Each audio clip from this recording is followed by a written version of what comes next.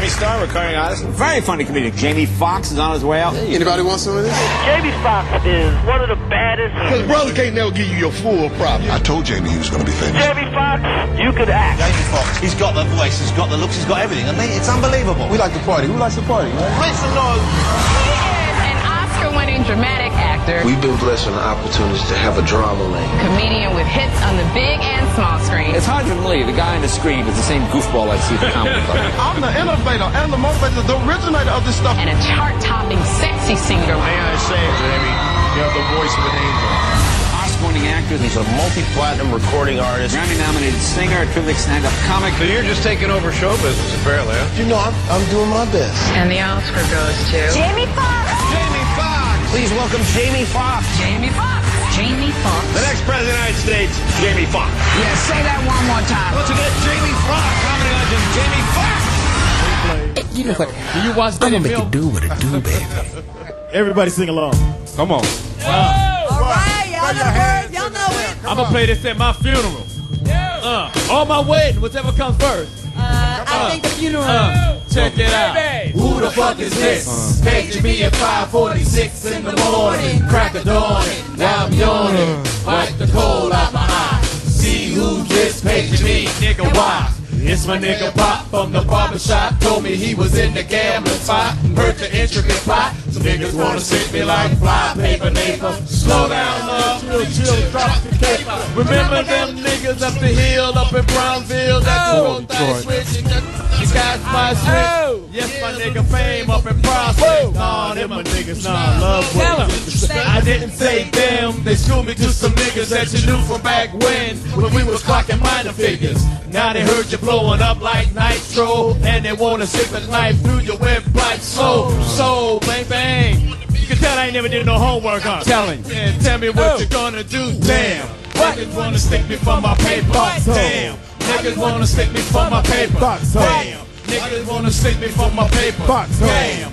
I just wanna stick me for my paper. I heard about the Rolexes and the Lexus with the Texas license plates out of state. They heard about the pounds you got down in Georgetown, and they heard you got half Virginia locked down. They even heard about the cribs you got your moms out in Florida, the kids Florida. Greatest line ever. There's gonna be a lot of slow singing and flower bringing if my burger along. Cut it, nigga.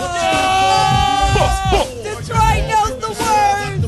Detroit knows the words. Hey, you want to tell you something? That is the greatest hip-hop line that was ever written. Which one? And wrote down. That nigga said, it's gonna be a lot of slow singing, and flower bringing, if my burglar alarm starts ringing. Nigga, give it up for Biggie Small. Guns are for? Come on, Detroit. I guess they was Come for on, shooting Detroit. him. Come on, Detroit. Y'all know about guns. Let's go. Come on. Come on, Detroit. That's why they call it Hitchville. Let's not be shy now. Detroit. So good to be here. We're live in Detroit City, MGM Grand Hotel. At a casino, I'm in heaven. I gotta tell them how we got here. Wait, roll I'm call. glad we Do the did roll get call. here. I might get fired when I say Do the this. roll but- call. John, do the roll You call. gonna do the roll call Yeah. first? Let him know who's here. It's been on my mind. Yeah. We're gonna do a quick roll call. We're gonna start to the legendary Mr. Hanger, Mr. Cooper. I don't know what the leather jacket is all about, but give it up for yourself. Hey, that's right. My name is Mark Curry. Let's talk about you and your purple sweater, big guy. You thought children would be in the audience? My name is Big Bird's friend, Uncle Ralph. Nigga, your jacket's still bleeding on the inside, nigga. Your braids, I love you, though. I love it. I love the Foxxhole. They talk about me, but I love them. Give We it up love for you, them. Mark. Yeah, Mark. We really don't. Oaktown in the house. Thank you. Lewis Dix, I hope I'm trying to get Lewis laid. We're gonna talk about his sexual sabbatical, you know, when we get down to him. I hope you don't sir. pop off right now. Over here we got the beautiful, well-dressed and Puss in Boots herself. Pussy? Yes, boots. You say pussy boots? I said, Claudia. Meat curtain boots. Give it up for Claudia Jordan. In the house. Claudia. Thank you, Detroit. Thank you, Detroit. yes. You know what's amazing about you, Claudia? What? They need to know that you are a natural beauty. Well, I got some fake hair in though, but you know. We're not talking about your pubic hair, but I'm just saying you are a natural beauty. I mean, how do you deal with all the beauty each and every day? Because I've been lusting after you for a strong 17 years right now. I just think no one should really take themselves too seriously with things that they had nothing to do with. You know what I mean? So I'm grateful for the compliment. I want you to remember that when I come to your hotel room. Stay away from me, nigga. Hey, nigga, I know how to avoid child support. Over here, we got my main man, 10 grand all the way out from LA's finest. Get yourself. TDP, Mr. 3 Knocks, bitch. Mr. 3 Knocks, bitch. Why do you say Come on, 3 knocks? Detroit. What is 3 Knocks? What's the 3 knocks? What's the 3 Knocks? What are you knocking on?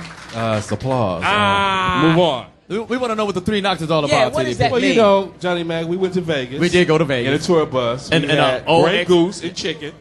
And weed. Somebody had weed. Somebody had weeds. And, you know, we I had wasn't Lewis on there. the pole. Yeah. Oh my God. Oh yeah. I got I'm pictures talking about and the video party of Yeah. Lou Dix dancing dirty, and I think Stripping. It's called stripping for horror. I see you. Hysterical. I was going through something. So why they call you Mr. 3 Knocks, bitch? Because, you know, when you go to a girl's room, you knock 3 times. And And if she don't answer, you knock the door down. but the bottom line, you're getting in. 3 knocks, Okay. bitch. It was an R. Kelly song, Mr. Yeah. 3 Knocks. On the here, bus. We got my man 10 grand. This cat put me in the game way back in the day. I wasn't shit. Impossible. I was doing stand up for Still $5 and $7. Jamie Foxx needed an opening act. He bypassed Louis Dix, Larry Lala. He bypassed all the other Hysterical. comedians. And Speedy said, try Johnny Mack out. And at this time, I was running from child support and my parole officer. Give it up for my man 10 grand, Mr. Speedy. Hey, the superstar. Yo, what's up, y'all? How you doing? It's your boy Speedy in the house. Do the voice, Speedy. Do Do the that voice. little fake sexy Yeah. voice. trying to I be think he was sexy. trying to do the voice. Anyway, Do the voice. and good to have you guys out here.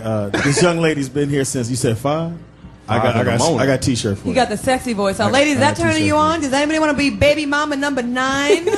Anybody? Any takers in? No. Number 19. You do get a check. You do get a check. No, you don't. Yeah, It's right. divided by You 9. can't cash it. You can't cash it. Single digits. Over here, we got the lady that keeps us all, I guess, in line and keeps us tuned up. And Abreast of things. she does have some, I don't know why she keep Hysterical. coming up to breast on my day. I only get to see you once a week. And I think if she had your little big toe baby nipples out, Come on now. give me some. Why you think I wore this sweater? My girl Poetess. Smoke weed every day. What's up, Detroit? Make some noise. Did anybody got like a loose $3 sack they can let Poetess smoke on? Yeah, she Thanks for coming out, you guys. We love you. Thanks. Yes. Yeah. Suppose when you go on the road, how do you maintain your Weed. your highness? Don't you worry about that. She got a weed dude in every city, I noticed. Atlanta, Are we supposed to be Dallas, saying that Detroit. over the air? In every area code. No. Yeah, the nigga said weed and condom at the same goddamn back seat. Over here, we got the Sexually frustrated. the celibate nympho. Fish sticks. The last time this nigga had sex, Barack Obama was still at the goddamn community service playing. Mr.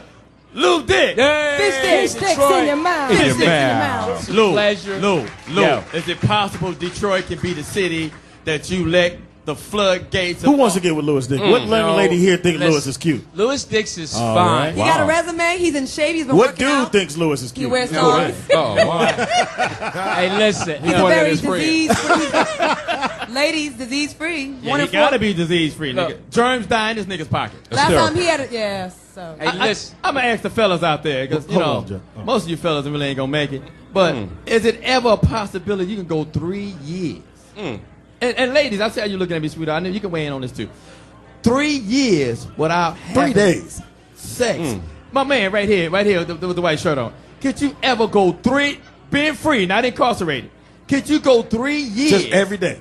Every day. 3 Voluntarily. years, nigga. 3 years. I can't even take 3 days. That's right, my homie. That's right. You know what? That's right. He's saying that, but he's newly married. And he said that, and he grabbed his crotch while he he said sure it. I did. didn't see all that. I know. I didn't look Well, all that well, either. we are forgetting Now that somebody. nigga got a fistful of pre-cum right now. The Oh, man, what you gonna do with all okay. that baby batter? Now, the man who I personally hold responsible for having us Hysterical. flying out in this bullshit ass airline, aka Kill Your Spirit Airlines. Oh my God. First name Johnny, last name Mack, middle name Motherfucker. motherfucker. Next time you put us on that bullshit ass airline, we just ask for Johnny motherfucking Mack. And I gotta talk about the airline.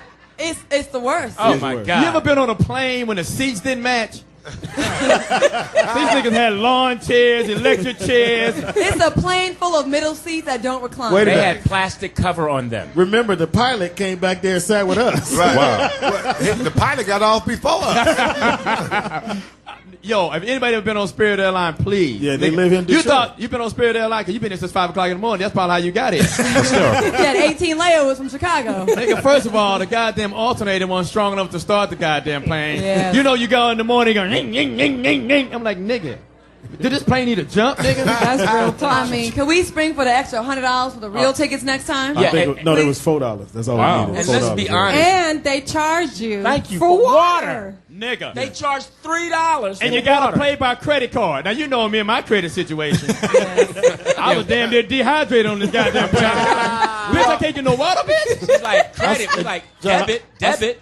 John, that's why you spit up in the air and let it come back in your mouth. Yeah, but you know they had just give me some ice, nigga. But the male flight attendant was pretty funny. I will say that. Oh, he He had was. a little sexy, speedy voice. I'm always a little leery of a male flight attendant. Well, they're all homosexual. It's just some jobs No niggas fact. shouldn't It's do. really called. What? You shouldn't be a male nurse. You know what I'm saying? It's just some jobs dudes ain't supposed to have certain jobs. But he was funny though. No, you Like can what, be Joe? a male Nigga, nurse. a flight attendant. How you pick up a brawl with that fucking? Yeah, you know, bitch. You know I got free hookup at Dell's. Well, that kind of. Well, this economy, that might be a good Yeah, that thing, might be a good actually. thing. Now you can't get mad at him for being a flight attendant, I Johnny. can't. That is a great job for him. For him. But no, for basically anybody that's young, because you get to travel. Wow. All right. I mean, you don't work that But long. nigga, if you did your homework, you could be the pilot. And I've never seen Why it. settle for less, nigga? Isn't a flight attendant, a male flight attendant, like an underachieving waiter? Like, you know what I'm saying? Like, you know, would you rather be in a 5-star restaurant than a bullshit? And you know restaurant? what's the crazy thing about it? How they treated Mark Curry on this goddamn plane. They act like you never even had a TV show. What? You know? I know it was in the 90s, nigga, but you was hot. Hey, I speak to him because I'm nice to the male flight. See, the male flight attendants be, you know, you gotta watch them late night. You know, you wake up, your shoes off, your hair brushed back. Oh, wow. Nigga, that sound like a hand job, nigga. You got molested by the Nigga, flight them, attendant? massage you to tenderness. Wow. But how bad was the bad. flight? The seats reclined, TDP. How far did the seats, you say they reclined? Well, they gave me a liquor store receipt. I don't know what y'all got. the boarding seats went pass back looks like a 8 yeah. point what? We tried to recline the seat. I went forward. I said, "This is the bullshit." I know. It was no floor space. Did you go to the restroom? Oh God. Oh, nigga. Restroom was filthy. That's man. why It was it's called Kill Your Spirit Airlines. unhealthy. The goddamn restaurant, you know how small the bathrooms are, right? This motherfucker was so little and compact. I had to like take a piss in sections, nigga. I couldn't let out one whole piss. It would have floated the whole goddamn plane. Hysterical. Nigga, we'll let you to the bathroom and leave your shadow outside, nigga. Ain't enough room for both of us in this motherfucker. I peed in the sink. Mark Curry, you did not. I peed in the sink. So you placed your penis on the sink where people probably brush their teeth and put their toothbrush over there? That's right. 'Cause that's too much suction. Wait a minute. Why was your penis up that high? I'm tall. My nuts Why are right- you asking about his penis? Well, Yeah, Speedy, I what is do that? know I'm just that. I asking. know that. My Mark shit Curry, is at the floor. He has a Detroit. big one. I see. And nigga, your balls was the hot and cold fall. Raised up against you once. Hysterical. He does have a big one. I That's grazed right. up against you once. Playboy right. Mansion. Ain't that a- All right. Wait a minute. Mark Curry is what? He has a big Huge, one. boy. He's huge. You mean hanging? Mr. Cooper is hanging? Why you think they named after? He couldn't wait to say that. Why do you think I'm joke. sitting over here? I'm not on the pill. I'm not trying to get pregnant just yet. I'm That's just right. saying. You notice I stayed all the way out that whole little sit down. Yeah, with There your you go. purple shirt on, I would too. First of all, Rain. this is authentic backbone hair. This ain't no regular sweater, Man, man. that sweater got Kmart written all over What it, is bro. backbone hair? Ladies, back mole hair. You know the whole. ladies, how do y'all feel about a man that wears a pastel color shirt or a purple? That's not First gay, of all, right? It's this is- cool, right? First It's of okay. all, Look here, diamonds and pearls. first of all, this is not a It's pastel. gay. It's not gay, right? It's kind of who with the microphone? Who's the nigga? Yeah, in we get a the mic- audience? yeah. Who's the nigga in the audience? Who? Where my nigga? Oh, this is the. Give it up for DJ Underachiever. This motherfucker. Hysterical. We got to talk about Detroit because we Yeah. had a lot of things about Detroit, good, Yes. bad, and ugly. We ain't gonna get into the We hot visited the Motown Museum Oh, today. my goodness. Off the chair. Incredible. That was our first, my first time. And they had a young man there. How'd you feel about that I tour? don't know if I really like the tour. I mean, I don't want to say anything. I won't say nothing bad about I thought it was an excellent I tour. thought it was an excellent tour. And what I thought was good about it was our tour guide was a young guy, and he had all this musical history about did. Detroit. I mean, I'm sure it's part of his job, but he was a young dude that knew music. And nowadays, a lot of these young kids, they don't know shit about music, so it was refreshing No, he knew his to stuff. see a young dude that Yeah. knew the history of our music. That's what That's what Shout was out good to- about his it. name was- He threw me off with the in-between afro. Nigga, either get Yeah, it little big Richard or- Roundtree. Hysterical. He got the little young Yape Kodo look. Kind of like the dude from Girlfriends. Like, pick a, you want a fade or you want a Napa fro? color. Yeah, but his name was Phil Beats, and he was really talented. I mean, he was really, you could tell he had done his homework, Johnny Mack. You get his number? Yeah, no, I didn't get his number. Hysterical. No, he wasn't, I'm not gay, but... I know you're not gay. Did you like the other dude, though, that came in? The other guy? He was a little weird. Nah, Lewis, we didn't like none of the dudes on the dudes. I meant as a guy. This nigga going towards the village that's what people. gays do. That's your problem. You keep liking dudes. No, see, you all just keep going that way. But I've been reading a lot of things about Detroit, and there's some things that's alarming about Detroit, that the unemployment rate is like, what, 37%? Wow. And the good thing about, I don't know how that works, that your casino is the #1 casino in this goddamn country. Right. You niggas make $4 million a day at this goddamn casino, so somebody got some money on something. What? Anybody here a gambler? Can I hear some claps? Anybody? The gang of weed salesmen in this Yes, motherfucker? I'm gonna be at the crap tables later on. But I'm saying the unemployment rate. Good point, Johnny Mack. Why? Where's all this money coming from? Is it Canada? Is it people in Detroit that are pumping money into the casinos? What's going on? No, silence. We got anybody that always want to answer that question? Any of you niggas employed? They can talk about Who employment. got a job? Anybody got a job? Anybody? I know she got a job. Thanks for 5 coming. a.m. got a job. Sitting here We need the looks like microphone they have a down job. there. We need the microphone down So people there. here are doing. Y'all doing okay? All right, go ahead. the microphone. Sleepy, get the microphone around there. Sleepy Big Nasty. This is our engineer Marcus Kirkwood. Even nigga fell asleep and overslept the plane ride for like 3.5 hours. Low T cell count. Anyone know the And they question? have so many great people in Detroit, too, right? Anybody Poetess? want to get on the mic and answer any unemployment questions? Anyone on the mind? Is anybody in this motherfucker employed? I didn't know. 5 a.m. right here. 5 a.m. 5 a.m. Chief engineer, 5 a.m. right over The here. married couple is employed. They work for Chrysler. We got a We question. got one right here. We got a question. Where's Christ? Got a I'm happily employed and educated as well. That's We love right. it. We love it. Well, what do you do for a living, That's it. educated employed nigga? I'm a social worker. Social. So, Johnny Mack, you should know him. Hold on. I don't know what that is. That means he gets Excuse food me? stamps. I don't know what a social worker is. You on a syndicated radio show, you don't know what a social worker is? Okay, nigga with all that I guess he has your GED, huh? Hysterical.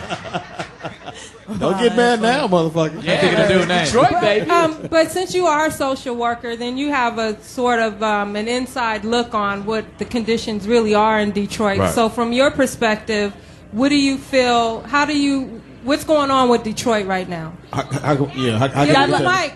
God block. Focus. I mean, of course, you guys know about the high unemployment rate with the auto industry. Yes. But it's people are underachievers here. If you apply yourself here, you can make it.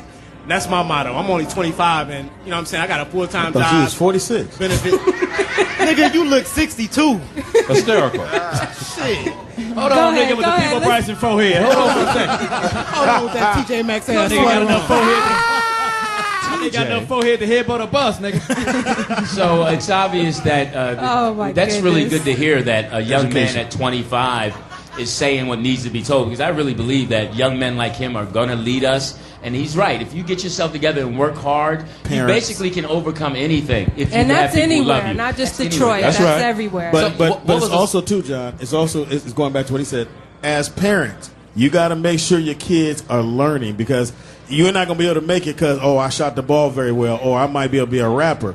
It's going to come down to the people who have an education. If your kids cannot read, write, or whatever it may be, they're not going to make it. They're not going to let them through. Are you very hands-on with all of your kids? Yes, I am. With your litter? I Okay. have- No, I'm just making sure. You both got the hands of an octopus. For those of you who don't know, Speedy has 8 kids. 8 kids. Eight and a possible. But he's a hell great of a space father. hand, not great at using condoms. And they cute as a motherfucker, too. Yeah, they are, because all the girls are. Yeah. I mean, That's you, Octopop, right? yeah, they have the strong.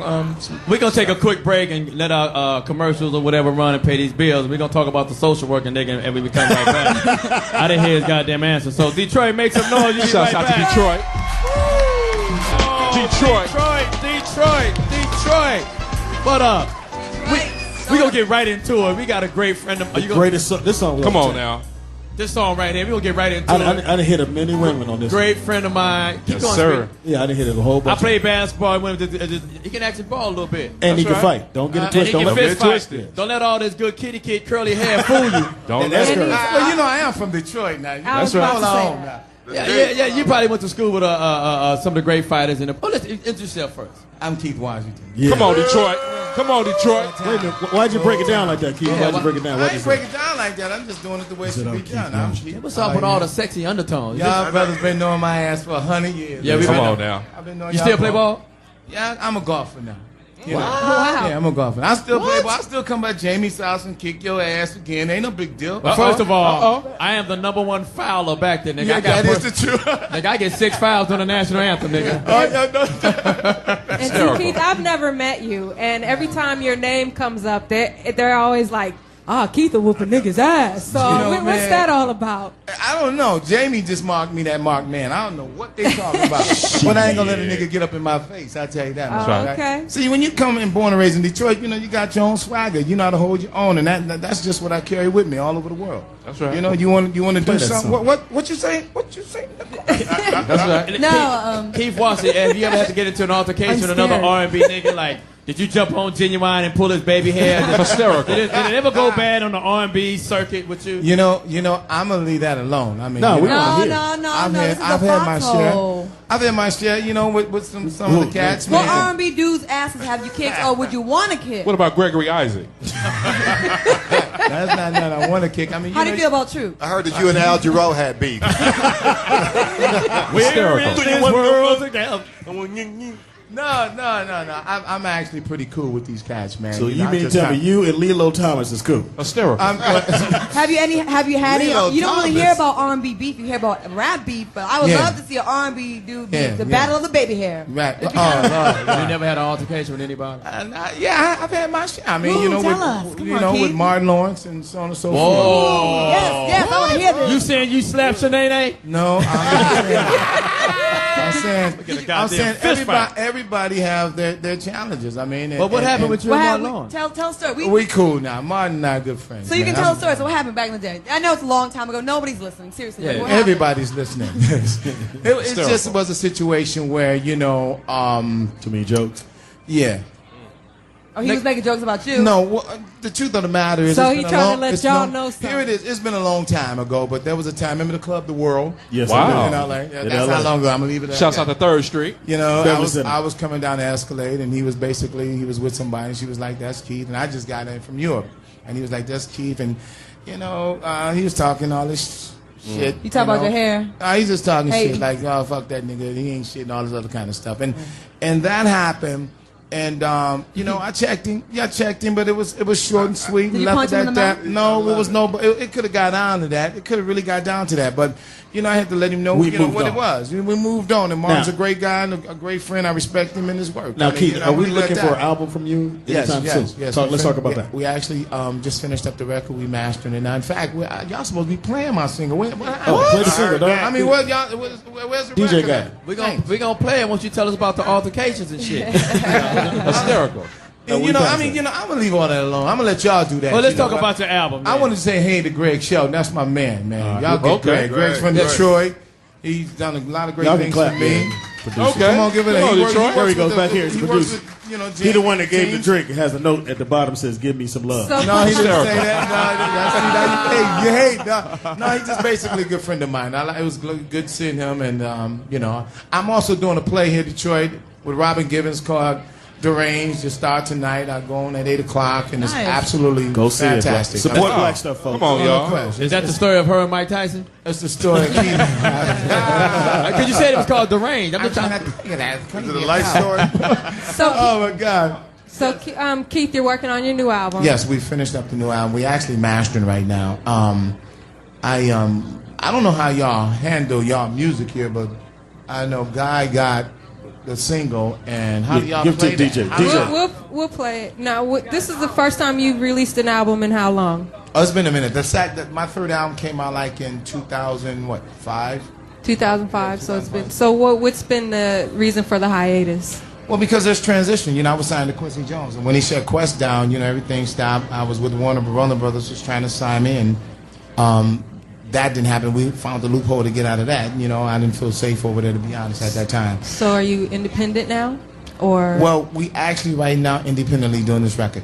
Yeah. Okay. I mean, there's I a heard lot of ways- you signed to Martin Lawrence Records. Now, just so people understand, when you say you're independent, does that mean you get more of the money, or just have control of what you're doing? Control and money too. Both. It's, Yeah, money it's too. one of those That's things right. where you actually have the opportunity to control your destiny. I'm looking forward to your new stuff coming out. I just made like a slow mixtape CD the other day, and I put "Kissing You" on there. And Thank I you. love that song. So You know, you get fined every time I say. I've been knowing this lady for years, man. She's never changed. Did you ever man. hit that? No, I haven't. She's always been like a man, wow. Oh, you didn't hit that? No. we were friends. Like we went to a few very clubs. Do you back wanna in the hit day, it? Right, that's like my 10 friend. years Would ago. I hit it? Yeah, would you hit it? No, he would make love. Yeah, talk to them, Make baby. love, not I would hits. make love. Damn bad. I'm going to hit it. When you've been drinking a lot of Hennessy, it's called hitting it. It's called hitting it? Hitting it. Not to me. Not to her. Not to her. I mean, she's fine enough to get hit 1,000,000 times. Hold on, I don't appreciate my vagina being talked about being hit. No, not hit. No, I'm talking about. I'm pretty sure every man in here would want to hit that, right? Right. You got your woman with you. You can say yeah. That's right, Keith. Hold on, Nigga gonna raise his hand. If you with your girl, just wink your eye. We know If you with your girl this Keith weekend. Boston, Okay, here you I have go. a question for you. Yes, darling. Now, we all know Louis Dix has had his adversity when it comes to relationships. He was with this woman for 16 years. What? Lou Dix. Fish dicks. I'm asking a question on your behalf. Now, listen, he had a wife for 16 years. I heard she was a beautiful woman. Yes, and she it just was. has been brought to my attention that you hit his wife. What? So I just really wanted to know what happened with them. Hey, stay out of it. Washington? You had sex with Lou Dix's wife. It's over. He said it's over now. So it's true. No. See, You took it to I know Roscoe's. Louis didn't tell you. Louis, did you tell him that shit? No. Hold on. Hysterical. I like the answer. Let me see. I like No, the Louis, I know Louis did not say that. No, I here's heard the that. thing. She was on the album cover, and she used to love you. She used to talk about you all the time. And I knew that y'all had a relationship. Oh, no. You assumed we had a relationship. That's right, Album Keith. cover. Did you? Because she said that one day she was we mad, did she not. said. Let me tell you So something. you Okay, saying we that gonna his keep wife- it real. his wife was No, we're gonna give it. Look, what was it? What was Eddie's Eddie's wife wife, name? Eddie's wife was Eddie's wife was her roommate. Okay. And Right. we all hooked up and met. And you hit both. You hit both. No, it was. Why do I got to hit everybody? Because you keep watching. It was nigga. because Olden Policy's girl lived there too. All of them lived there together. All them little fine and girls. You was over there every day. Was kissing you No, about you Lou got. Dix's wife? I didn't get invited to any You of those and Wesley parties. was over there every day. Oh, Wesley Snipes tried to hit it too. See, I you know. mistake me. Oh, Wesley was the one I went to the club and got her from because she went out with him. Because you're a bad dude. And I went to the club and said, "Let's go." And I got her and grabbed her, and then Right, I and you dumped up married and her. married her. And that, yeah, I could have did what y'all Sorry. did, hit and left. I didn't hit it. I mean, she hit me. She hit you. Hysterical. Oh. Yeah, So I are let you her. saying Lewis's ex-wife was on your album cover? Look. Is that what he said? Yeah, she's a waitress. You know Are what? you saying his No. wife was your video host? First of all, his wife is fine as hell. I hear. You know, and she loves him to death. Not no more. Not anymore. She loves I another said she dude. used to love him to death. Okay, there you go. Obviously, there's a problem somewhere, but at the same time, you know, they made a good couple, and she was fine. Yeah, we would talk on the phone, but I never really messed with his woman. you ever put a when I finger- realized that he was trying to get ahead of the game, I opened the door and said, "Go on in and get You it." opened her legs. No, I said open like. No, You know, because I Keith forget let me I'm with open these up commu- for her. You let me open up for you. You helped me a lot, but I didn't know you was getting your, That's why you was there. That's why Yeah, I didn't know you was. That's why you was headlining. Open up for her. It's good. She was a good woman. You know, if you asked me how was it, I couldn't even tell you. I forgot. He don't I remember. can tell you how it looked. Wow. I Wow. I don't mean sexually. I'm talking about her. Shouts out to memory. Louis, I'm talking about how she looked just in the flesh. She's fine. Yeah. Whoa. Is that one of her hairballs coming out your throat right now? Were you married? Some old residue She hair. is fine. Lou Dix, is there anything you like to That was say an old coochie cough right to there. No, Keith that- Washington? Well, you know, the one thing I'm going to say about Keith that I have to really say, Keith has always been a respectful, straight-up male. That's because you can't whoop him. He's never, no, it wasn't even about that, because we all looked at each other, shook hands. He's And always respect looked each me in other. the eye. He's never been those little punk R&B guys who say sissy things when they walk away. So he was a LOL, straight-up man. baby And then face. somebody told me he carried a gun, so that was it. Hysterical. Shout out I wasn't going there. Y'all are out to lunch, We're man. going to get a serious question. Talk about your new hit single, Talk to Me. Was that in a movie?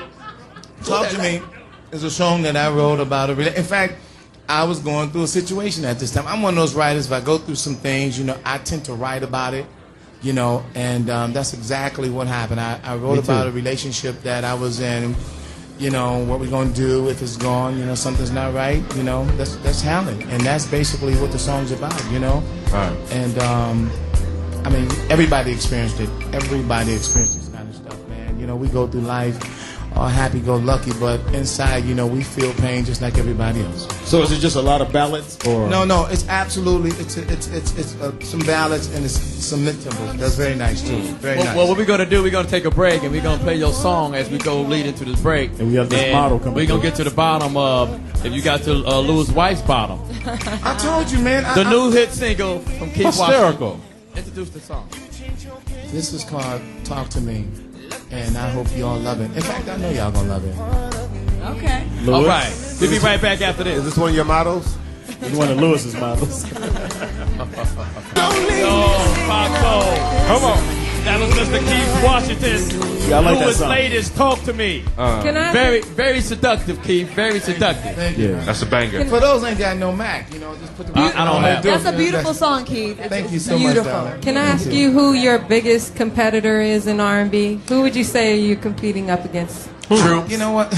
Wait, back then and today. New edition. I just think it's in the music. You know, I mean, I love everybody that's out there. We all trying to win. I mean, really, I love everybody, and I just trying to get back what I where I was and move forward. I just want to say the first album, man, thank you, because you paved the way for me to do a lot of things. I would put on your music and jerk off to it. No, man, you know what I'm saying. You know that earlier, that's earlier. You was a cool, suave type brother. Thanks, man. In the beginning, so much respect to you. Wait a minute, hold on. What you trying to say? My shit ain't smooth no more? No. Uh-oh. No. I said the first album. don't Oh be yeah, okay, right. Boy, See, he over here geeking me up tomorrow. Keep saying, don't get What I heard, Keith. and you did. Hold on, I And got you a did question. my girl too. I hate you, Keith, I got a question. Are you playing any instruments on this, or you? Yeah, I played a lot. That was actually written by me and a young man by the name of Greg Dokes. But Okay. I played a lot of stuff on this record. What did you play? What is? Keyboards, basically, and percussion work. That was That real mean he drums. get all the- That stuff was like real instrumentation. I mean, from the drums, from the bass. Yes, darling. I have a question for you. Yes, darling. Now, we've seen you do some acting. You were in Poetic Justice, right? And any plans on doing any more, movie work? I know you're in a play. I'm actually writing a film now called, oh man, this is crazy. It's called Conflict of Interest that we're doing. Me and some friends of mine. These guys got a lot of money and they don't know what to do with it, so I'm going to show them what to do with it. There you go. Yeah, we're going to shoot it here. And you got your that friend black or white? 42%. Jew. You got that 42% tax bracket here, Oh, the tax break, yeah, right? the tax break. So why not? I mean, I'm gonna see y'all over here, all in Detroit doing movies. I mean, this is the time. Not right? me. I don't get in front of the camera anymore. You just file people. That's all you do. After the goddamn 7-Eleven incident, I just can't get into the whole filming. Hysterical. What happened at 7-Eleven? His braids got caught in the electric door, and they wouldn't let him in. They said I put too much cheese on my nachos, and I got arrested for that. We get into that later. What we do here at the Foxxhole, we got a great people that know how to sing, unlike the B2K niggas. We try to have people that have real talent sing live. Okay. Yeah. Right. Now, it's been requesting, Guy Black gave me the little note. I don't know. He put a little heart on the back of this. He said he wants you to sing. Hysterical. I don't know what this means. He said he wants you to sing Kissing You. But it's a heart on the end of that. So And his number. Wait, hold on. I don't know how far I should go with that. Shouts I don't out know. to Puppy Love. That is some kind of that's some dangerous information. And I that's mean, what he just gave me the note. I'm saying. So he ain't, the hell with the heart. I mean, Why is the number on there? that's the kiss right there. Why does it smell like cologne? can you still?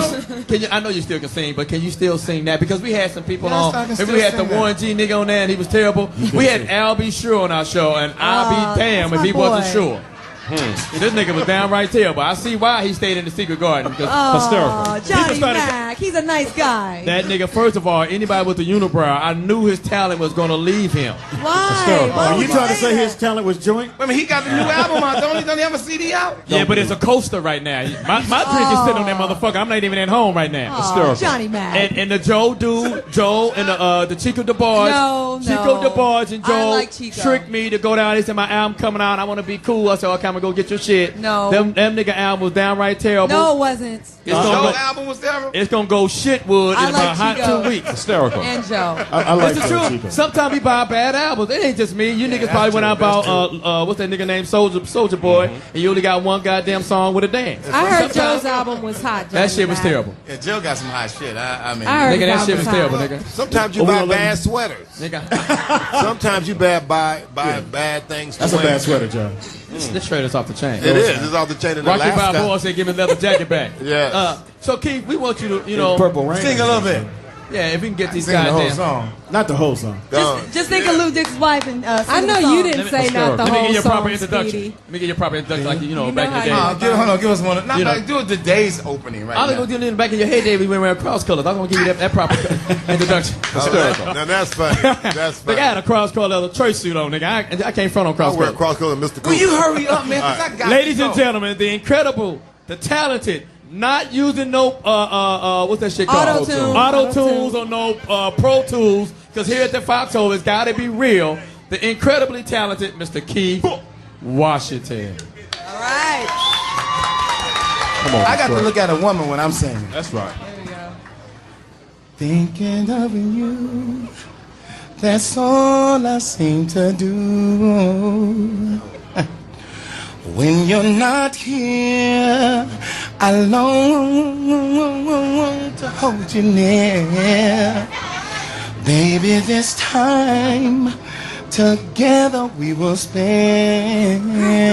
Oh yeah, holding you close, taking time to let you know. Oh yes. That's it. Thank you. Thank you. Keith Washington, an Apollo legend. Yeah, right now, I know you need a nice little wet nap, Poetess.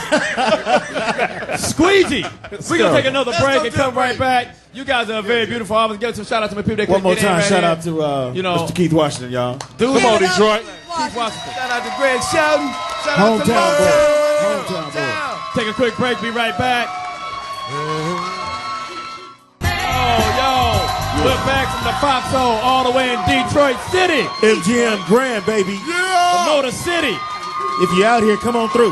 Detroit in the house. Shout out to MGM Grand, y'all. Come on, Looking give for some a love. nice, long one-night stand. I want to find a nice young lady to have a one-night stand with tonight. Johnny Nice- Mack, that's enough. That's meaningful. No, it's not. Yes, it is. Claudia. Don't you want to find love one day, Nope. and romance, and find that I'm a special lover one? till it's checkout time. Trust me. Oh, Love is not everlasting, I Claudia. believe in love and the fairy what? tale. Love don't believe in you. Yes, it does. Love have left you I many just don't times. talk I believe about in it. love.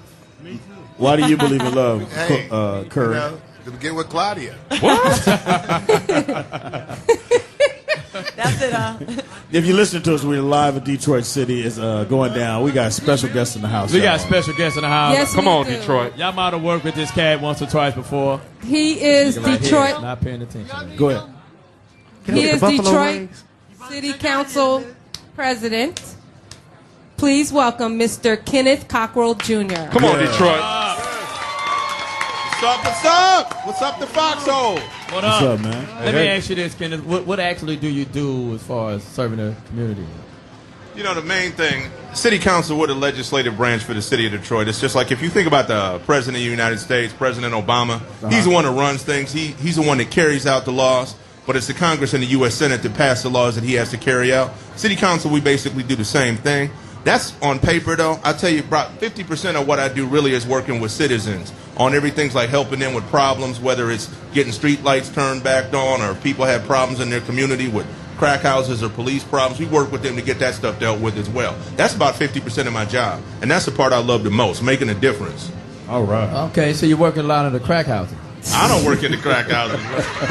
You won't find me up in the crack house. Because you said that's pretty much what you do. So you go in there and you sweep them, and what do you do? Well, like if you got a crack house in the neighborhood, obviously something like that can have a serious problem or be a major issue for the quality of life in the neighborhood. We get it rated so that we can get somebody going in there doing something positive. We don't want people selling drugs to our young people in our communities. We want to get them out, and we want to get those houses occupied by families who can realize the American dream. That's what it's all about. That's right, Detroit. That's beautiful. We got a question from our audience. We got a question from our audience right now. Say your name, love, and How you doing? My name is Latanya. And what's your question, Latanya? I have a question. Yeah.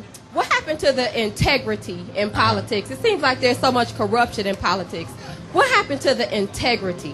Why does it seem like there's so much corruption in it? Because of the money. And I'm sorry. One more question. Yes. If you're elected back to city council, if you find that someone's corrupt in city council, if you see that they're doing something wrong, do you have a duty to snitch or tell on them? No. In other words, are you taking money under the table? Not for this show. No, I got a saying, which is that I'm a public servant. I'm broke by definition. But, obviously, if I really wanted to make money, I could be doing something different and probably making a whole lot of money. But the thing is, I love working for the people. I love working for the city of Detroit. I'm not in it for the money. Unfortunately, what you do sometimes see is that you have certain people that get elected to office and they forget that they're public servants. In fact, they try to flip the script and they come with an attitude almost of like the public is supposed to serve them. And I don't roll like that. And I think that all of us as public servants, we have an opportunity and a duty to work for you and protect you. I have a But question. she said if you find out someone is doing something illegal or shady, is it your duty to, I would say, rectify them? I won't say tell them. Oh, absolutely. Absolutely. I mean, the bottom line is if somebody is abusing the public trust, if they're taking dollars under the table, and you as an elected official find that that's going on, you have an obligation to work with your fellow elected officials to get the person that's a problem out. I kind of look at it like this. If there's a cop that's on the take on a police force, that person's got to go. If you have a nurse that's overprescribing prescriptions at a hospital and getting people sick, that person's got to go. This is what you have to do. You got to root the bad apples out. I wanted to ask you I was reading that Detroit's unemployment rate is triple the national average. Mm-hmm. Is that true? Now, it's not that high, but it's up there. Okay, Yeah. so what is it going to take to make a better Detroit or to employ more people? Hold on for 1 second. I hate to interrupt right now, but we got Jamie Foxx calling in right now. Fizzle. So we got to make sure we get our man. Give it up for my man, Jamie Foxx. Show some love to Jamie Foxx. What up, Fox? It's going down right now in Detroit. What's going on with it, Fox? First of all, I want to say this. I want to say hello, Detroit. I want to interject something. I want to say when asked the question, what do we need to do for Detroit? What we need to do is we need to start bringing jobs back. We need to start buying back into what America was about. Because the thing is that we've gotten to the point to where we've outsourced everything.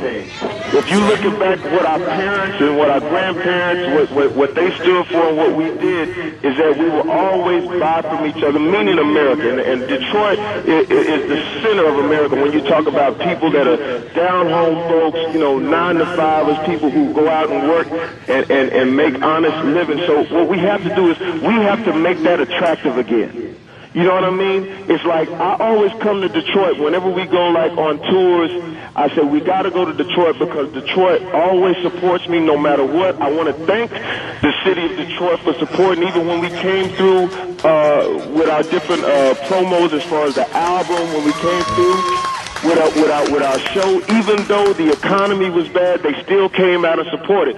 So what we have to do is we have to start rewarding people that are down for us. We have to start rewarding people that really believe in being true to us. So when you talk about that, it's going to take a huge thing to do, but we got to make it more attractive. Like when we talk about cars and when we talk about, I know this sounds weird, but when we talk about entertainment, the different cars we drive, we got to start talking about the cars that are made in Detroit, or things like that, or what is being sold in Detroit, so we can make it attractive. We can make it something that we want to get into. So that's my point. Hello, Detroit. Fizzle. And in defense of the folks in Detroit, it seems like you guys are on the right path, because from what I'm hearing, you guys do drive a lot of American cars. It's outside of Detroit that needs to get it together so we can support you guys so this town doesn't crumble. So we need to do our part in Los Angeles. I'm in my Escalade right now. Hysterical. But where's the Ferrari? And as a matter of fact, a friend of mine who's no longer now with General Motors, but his name was Mike Jackson. We did a lot of things for GM. So the thing is that we got a huge task in front of us as far as just getting our mentality turned around, as far as what we want to do, as far as pulling ourselves up now by our own bootstraps, because it's like, we are one of the most gifted and one of the most incredible countries in the world, but sometimes we lose those messages with how we're trying to cut back or how we're trying to make a buck. Here's a question for the young man that is there. My question is there good capitalism and bad capitalism? Boy, you just went down to the bottom of the ocean on that one, Jamie. That's a deep question. I do think there's such a thing as bad capitalism. Bad capitalism is capitalism where the people at the bottom get put down, and the people at the top are the ones who make the most money. You know, piggybacking on some of the stuff that you said, I think what we got to do to support the city of Detroit, we have to diversify our economy. You know, you talked about driving your Escalade. I got to give it up for you on that. Let's give them a big round of applause for buying American. Shouts out to 22. But we got to diversify our economy here in the city of Detroit. You know, here in Detroit, we love us some clothes. We need to develop a garment district. We need to support the growth of our own, a homegrown Detroit entertainment industry. Support our music industry. Motown may have left, but you still have a lot of talented musicians, performers, and producers here. We got to support that and blow that up. And I got a question for you. Sure. You know, one of the big industries now that's growing here in Detroit and Michigan is the movie industry. We've seen a lot of movies that are coming here because of some tax incentives the state of Michigan is doing. They're doing a Red Dawn remake. Can we expect to see you sometime in Detroit doing a movie here, Jamie? Let me tell you something. Detroit is the best. We will definitely come and do a movie in Detroit. All right. Big up. Big up. And you know what? You really hit on a point that we talk about on our radio show. Although we do a lot of jokes and we do a lot of crazy things on our show, but we actually do talk about things like this. Like what I do is every time I get up, and when I put on different clothes or wherever I'm leaving, I try to put on something American, or I try to put on something African American. I never get if I get up and maybe I put on some Sean John cologne, or maybe I put on something from Jay-Z or Rockaway, just to show an ode to trying to be not just the biggest consumer, but actually buy from someone who owns, because we get into this habit of where that we love it if it's Gucci or if it's Louis or if it's in a rap song, and then next thing you know, we're taking that money, we're taking it out of the city, and we're putting it into people's pockets who go like, man, thank you so much. We didn't even know you dug us this much. But if, like I said, if we were to take that movie industry, take this entertainment, take the way we talk about things, and make it attractive to buy things that are from Detroit. If we say, hey, the garment district in Detroit is where we're going to shoot a movie, now we can bring people to the garment district in Detroit because now they see it in the movie or they hear it in our lyrics, because we don't realize how powerful we are, especially as African Americans. When we rap about something, when we sing about something, I'm going to use an example for you. You remember when they had Pastor Cavassier out? Right. You couldn't make a black person drink no white liquor. Yeah. Then now you got Grey Goose out. You can't make a black person drink dark liquor. So it's like whatever we talk about. Oh, and speak of Patron, I mean, people are putting Patron as gas in their cars. Hysterical. And they serious. And the reason being is because we don't realize how much power that we have. So when you say, hey, Fox, we want to promote Detroit and the garment district, we want to promote the American cars, we are completely for you. We are completely down. Hello, Detroit. Yo, Fox. Hey, all right. Fox. All right. This is Johnny Mack, Fox. Also, we got in the house from Detroit, Mr. Thomas Hitman, the Motor City Cobra. Thomas Hearns in the house, Fox. Emphasis on Cobra. Yeah. Thomas Hearns, I want to tell you this, man. I've always been a huge fan of Thomas Hearns. To me, one of the greatest fighters, one of the greatest gladiators to ever don the ring. The incredible fight. And I still think you beat Sugar Ray, brother. You beat him. Yeah, absolutely. You beat him. They robbed you that time. They robbed you in Vegas. They robbed you. But also, I got to thank Thomas Hearns because I think he kept me from getting robbed one day in Hysterical. What happened, Was I Fox? there? I ain't gonna tell you what. I'll tell you off the air what happened. But I almost got caught up in a little something. T let me know what was cracking. Hey, thanks, Jamie. I appreciate that, man. Good looking out. Good looking out to you. How you doing, T? I'm blessed, man. I'm doing real good. I'm thinking about it's a great opportunity for me right now. I'm getting ready to do a show myself, and I have a part for you. Also, I'm about to do some reality stuff. So a lot of things is coming up for me right now. So I'm just really taking my time and trying to figure out what I want to do first. Please. All right, well, you just let us know. Listen, you let the Foxxhole know how we can support, brother, because we will support. Like I said, man, you the best. Detroit is best. We always have a great time, man. So, T. Hearns, always. You know what? And Detroit's finest. I've been working on my jab, T. I've been working on that jab. We might have to do a boxing thing for charity. Just don't hit me in the throat. Hey, Jamie, this is Council All body shots. Man. Jamie, this is Council President Ken Cockrell Jr. I'm going to have to split. I just want to say peace out, brother. I love your work. I'm a big fan. We look forward to seeing you roll that Escalade here into the city of Detroit to do your next movie. Well, God bless. I'm going to tell you this. I want to thank you for coming on the Foxxhole, for diversifying our radio show, for giving us a lift, because every time we do shows like this, people go like, oh, them cats really just aren't just crazy. They actually make some sense. But this is what I want to say to you. Yeah. This is two words I want to say. Follow up. Because sometimes we'll do a show like this, and then we never follow up on what we say, and it's sort of like, you know, goes in the wind. If you give us a plan where we make a follow-up, we will dedicate time on our radio show for whatever you want us to promote, and we will promote it wholeheartedly. So thank you so much. You got it, man. Let's make it happen. Thank you. Love y'all. Big up. Come on, Detroit. Big ups to the Foxxhole. Hey, Fox. Council President Kenneth Crockle Jr. Thank Give it you. up for Cockrell Jr. Hey, Fox. Yes. Did you have Kasim Reed with you?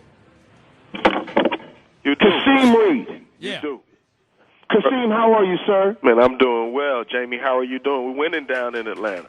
You know what? I am so happy for you. Could you please allow everyone to know exactly what is going on with you right now in Atlanta so they understand how this young African-American man is making moves? Right now, we're in Atlanta. We're 3 days away from Election Day for the mayoral election in the city of Atlanta. Jamie, you were kind enough to come down in July and just gave us so much positive energy in Atlanta. We've taken off. Today, Diddy just endorsed me, along with Ludacris and Shaka. A lot of your friends have reached out. So we're just grinding in Atlanta. We got Election Day on Tuesday. We need everybody who knows somebody, lives in Atlanta to vote. And I just appreciate you and your friendship so much. Well, Kasim, I want to be honest with you. It was absolutely amazing to be in that house where we did the charity and to see Andrew Young pass the torch off. Absolutely. Andrew Young, who I mean, we could talk all day about how much he did for civil liberty, how much he did for black folks, white folks, Hispanic folks, and everything in between that were disenfranchised.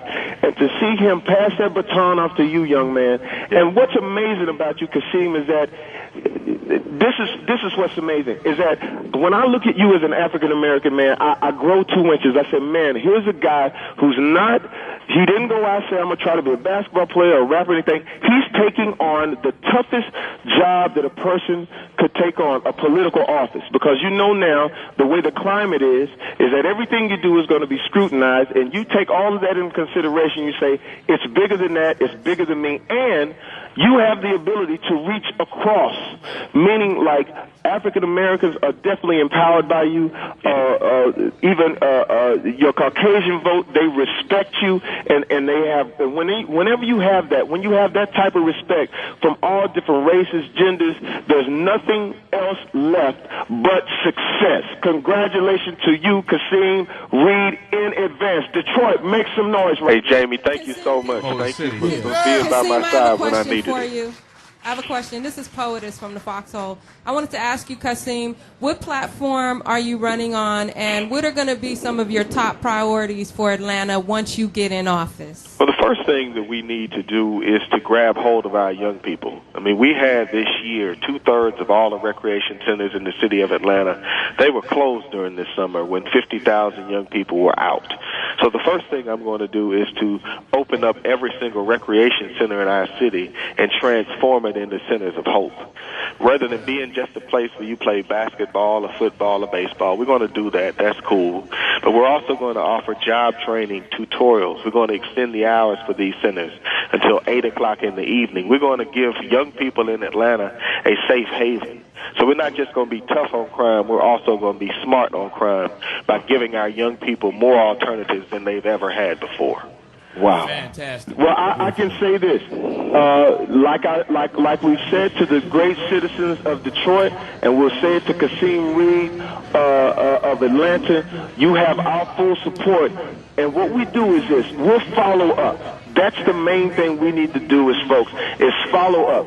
And what we'll do is we'll grab the Diddies, the Luders, everyone who's in that city, and we'll raise that money. We'll come. You give us a number. Oh, you give us a number. You already stepped up. There's no question. I mean, that's why I'm on the phone right now. That's what I'm saying. So you give us a number. We'll reach that number. We'll open up those rec centers. We'll do what we're supposed to do. Listen, Kasim, we had a show last Friday that was very, very deep, and we were talking about now that Barack Obama is president, and let me get a little bit of Barack Obama. If there's any doubt, America is not the most incredible country in the world. Anyway, that's my Barack Obama. But we look at it like this. Barack Obama has stepped up in such a major way, and we just want to be able to take advantage of that as far as African Americans, meaning like let's not let this beautiful 4 years or 8 years go by and not change something in ourselves to say, hey, we're going to do better. We're going to do what we can do to make sure that our children have a safe place and a conducive place to learning and being whatever they want to be. If it's a Kasim Reed they want to be, or if it's a Barack Obama they want to be, or if they don't make it and just end up being a Johnny Mack, I mean, they have to. That's right. Hey. He agreed. Yeah, that's right. You can be a Johnny Mack. It's not hard to follow. Trust me. That's right. Kasim, is there anything else that we need to do now? As far as getting the votes out, do we need the Twitter? Do we need the Facebook? What do we need to do? We need the Twitter. We need the Facebook. We're going to have big rallies coming up over the next 72 hours, a rally a day. And I mean, I cannot tell you how much it's mean to me to have people step up for me. Yesterday, or day before yesterday, Brooke Jackson, the daughter of Maynard Jackson, the first African-American mayor of the city of Atlanta, endorsed my campaign. So it just gets better and better for me, Jamie. Wow. Well, that's great. Held? The rally is going to be held at 964 Ralph David Abernathy at my campaign headquarters. Okay, great. Wow. Thank you. Wow. Well, like I said, Kasim, man, thank you so much. Thank you for allowing us to be touched and blessed by your spirit, taking on a job in Atlanta, which I know is going to be tough. We will be there with you anytime you want to talk about any issue. The doors are wide open. We will come running. We love Atlanta. Shout out to all the Georgia Peaches that was out there. That's right. When we performed at Chastain Park, it was absolutely amazing. And is there anything else you want to leave us with? I just want to say thank you and best wishes to the Foxxhole family. I appreciate you all so much. And when I win this thing, I look forward to seeing you all at the inauguration. Let's go make it happen. Yeah. Let's make it happen. Thank you so much. Foxxhole Radio, Foxxhole Radio, Foxxhole Radio, Detroit. Yeah. Hello, Detroit. What up, Detroit? Detroit. We have Mr. Thomas Hearns in the house, and I wanted to ask you a question, Mr. Hearns. Yes. What do you think about all this mixed martial arts and all these other variations of fighting that's come about in popularity these days? I feel good about it because it gives the people a chance to make something out of themselves. Everybody deserves a chance to prove themselves, to become a champion, and these guys are the right kind of guys you want to see become champion. I mean, this cannot take the place of boxing. Right. But because boxing been around for many centuries, and this thing is a new sport, and people are really getting to like this. How about are you a little envious? Like, do you wish like maybe when you were boxing you could just sometimes kick somebody in the chin? Because the fact you gotta just say the punches, but they get to kick and punch and slam somebody on the ground and body slam. No, I get thrilled out of the way I have fought, in many all the years past, and the way I knock people out. I do my thing a little different. I do my thing with style. That's right. They do theirs with foot, elbow, head, but spitting. I can't agree with that. That's right. We got a question in the audience. We got a question in the audience. Hold on for a second. We got a question. Go ahead. I have a story. I'll tell you this quick story. First time I ever ate lobster in my life. Hysterical. Me and Jalen Rose was with this man. He rolled up in a white Jag. The first time, and you took us to a restaurant, I don't know where it was, but the first time we ever ate lobster, me and Jalen Rose right here, and it was with you. It was about what you paid for. No, you paid for it. He didn't. That's what you thought. It was your credit card that had pickpockets you earlier. Hysterical. Yeah. We got a question out in the audience. Go ahead, my man. Yeah, I just want to know. Say your name. In a box. Oh, my name is Kirk Hogan from Detroit. Hey, Kirk. In a boxing match for charity, could Johnny motherfucking Mack hold his own against the hitman Tommy Hitman? Hell no. Hell no. Hell no. Come on now. Hitman Hearns. Hell no. Hitman. Nigga, last week I lost a fight to my feminine side. I gotta know who Johnny Mack is first. I've been in the gym for about 9-10 years, Tommy Hearns. I'm working on my ones and twos. I'm fantastic at sparring. It's the nigga with the purple ring Johnny, sweater. once you learn your 1 and 2, I got some 3s and 4s. Shouts out to the Cobra. I will wear a sugar-related mask and you won't hit me. He said what? That's murder there. That's murder.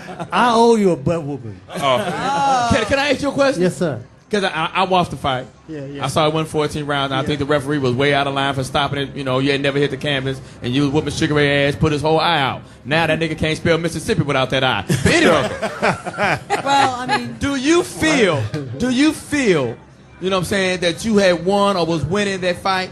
Well, no doubt, no question. I definitely will win the fight, but you know, sometimes you make mistakes. That's right. And a good fight will make you pay for mistake. He made me pay for the mistake, but not to the point where they should have stopped the fight. Right. It was the best fight ever. I know that. What about when you fought Marvelous Hagler? How did you?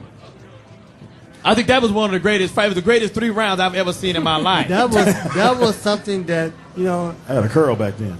that really shocked me. But I knew the man was strong. Thomas, it's Jamie. Yeah, Jamie. I've watched that tape with you and Marvelous Marvin Hagler. I think that was Gladiators at its best. But I have to ask this question because a lot of us are boxing fans. Did Marvelous Marvin Hagler at some point actually the crown of his head butt you in your jaw?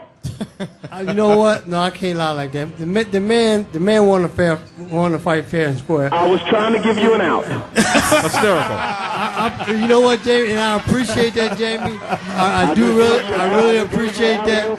But you know, you got to give credit where credit is due. The man fought a heck of a fight. You know, he fought a fight. He was out on his feet, and he just had determination. Well, all I can say, Mr. Hearns, is that yourself, Sugar Ray Leonard, Marvelous Marvin Hagler, and all of those fighters that fought back then, you guys put it on the line, and that's why we really enjoy boxing. You keep us as fans now still, even though boxing is not, you know, they don't go as hard as you guys go anymore. And I think that the martial arts and everything like that is great, but it just doesn't have that flair of a boxing match. You did it great. You were fantastic. Shout out to you. We love you. And Detroit City, stand up. Stand up. Come on, Detroit. And you know, Jamie, and you know what, Jamie? Since you said that, boxing is not like it used to be. And that's why I'm here today. I have a brand new show that I'm about to do with boxing. And I think you heard of it, Jamie. It's going to change boxing completely. Boxing is going to be like the old days. Are you hosting this show? Yes, ma'am. Okay. I got a part for you too. Look out for that. Yes. He's singing the theme song too. Need to pay the bills. Yeah, somebody. It's a hit. Goddamn license. It's Jamie Foxx. Foxxhole Radio. What's cracking? Other than the crack of your ass. In the house we got. Mark Curry ducking because the lights are out. Tommy Hearns. I'm laying down because I want. Claudia Jordan. In the house we got. TDP. In the house we got. Yo, it's your boy Speedy. Come on. Oh, Jesus Christ. 3 girls just left the room right, and then they start talking. In the house we got. OG Poetess. Smoke weed every day. In the house we got. Lou Dicks. Fish Fish sticks in your mouth. And in the house we got, last but not least, he hangs out at the Anthenium. He gets plenty of soul food down there in Detroit. His last name Mack, first name Johnny, middle name Motherfucker. When you see him out in Detroit, you say, there goes Johnny motherfucking Mack. Now, Lord, how much do you eat chitlins? I still eat chitlins. We're going to take a quick break right quick. Wait, Johnny Mack. But Johnny Mack, before you take the break, we have to address, I'm just going to address this, the World Star Hip Hop on the internet that is trying to put myself and Plies at odds with each other. What? We are not at odds with each other. I love Plies. And the conversation, I hope everyone goes back and listens to the full conversation that we had about, the story was, have we as entertainers, have we as hip-hop, was hip-hop designed to be this violent? Because when you look at the different things that are going on in our society as far as how many lives are being lost now and where crime is, and were we fueling that? Me being part of the situation, all of us.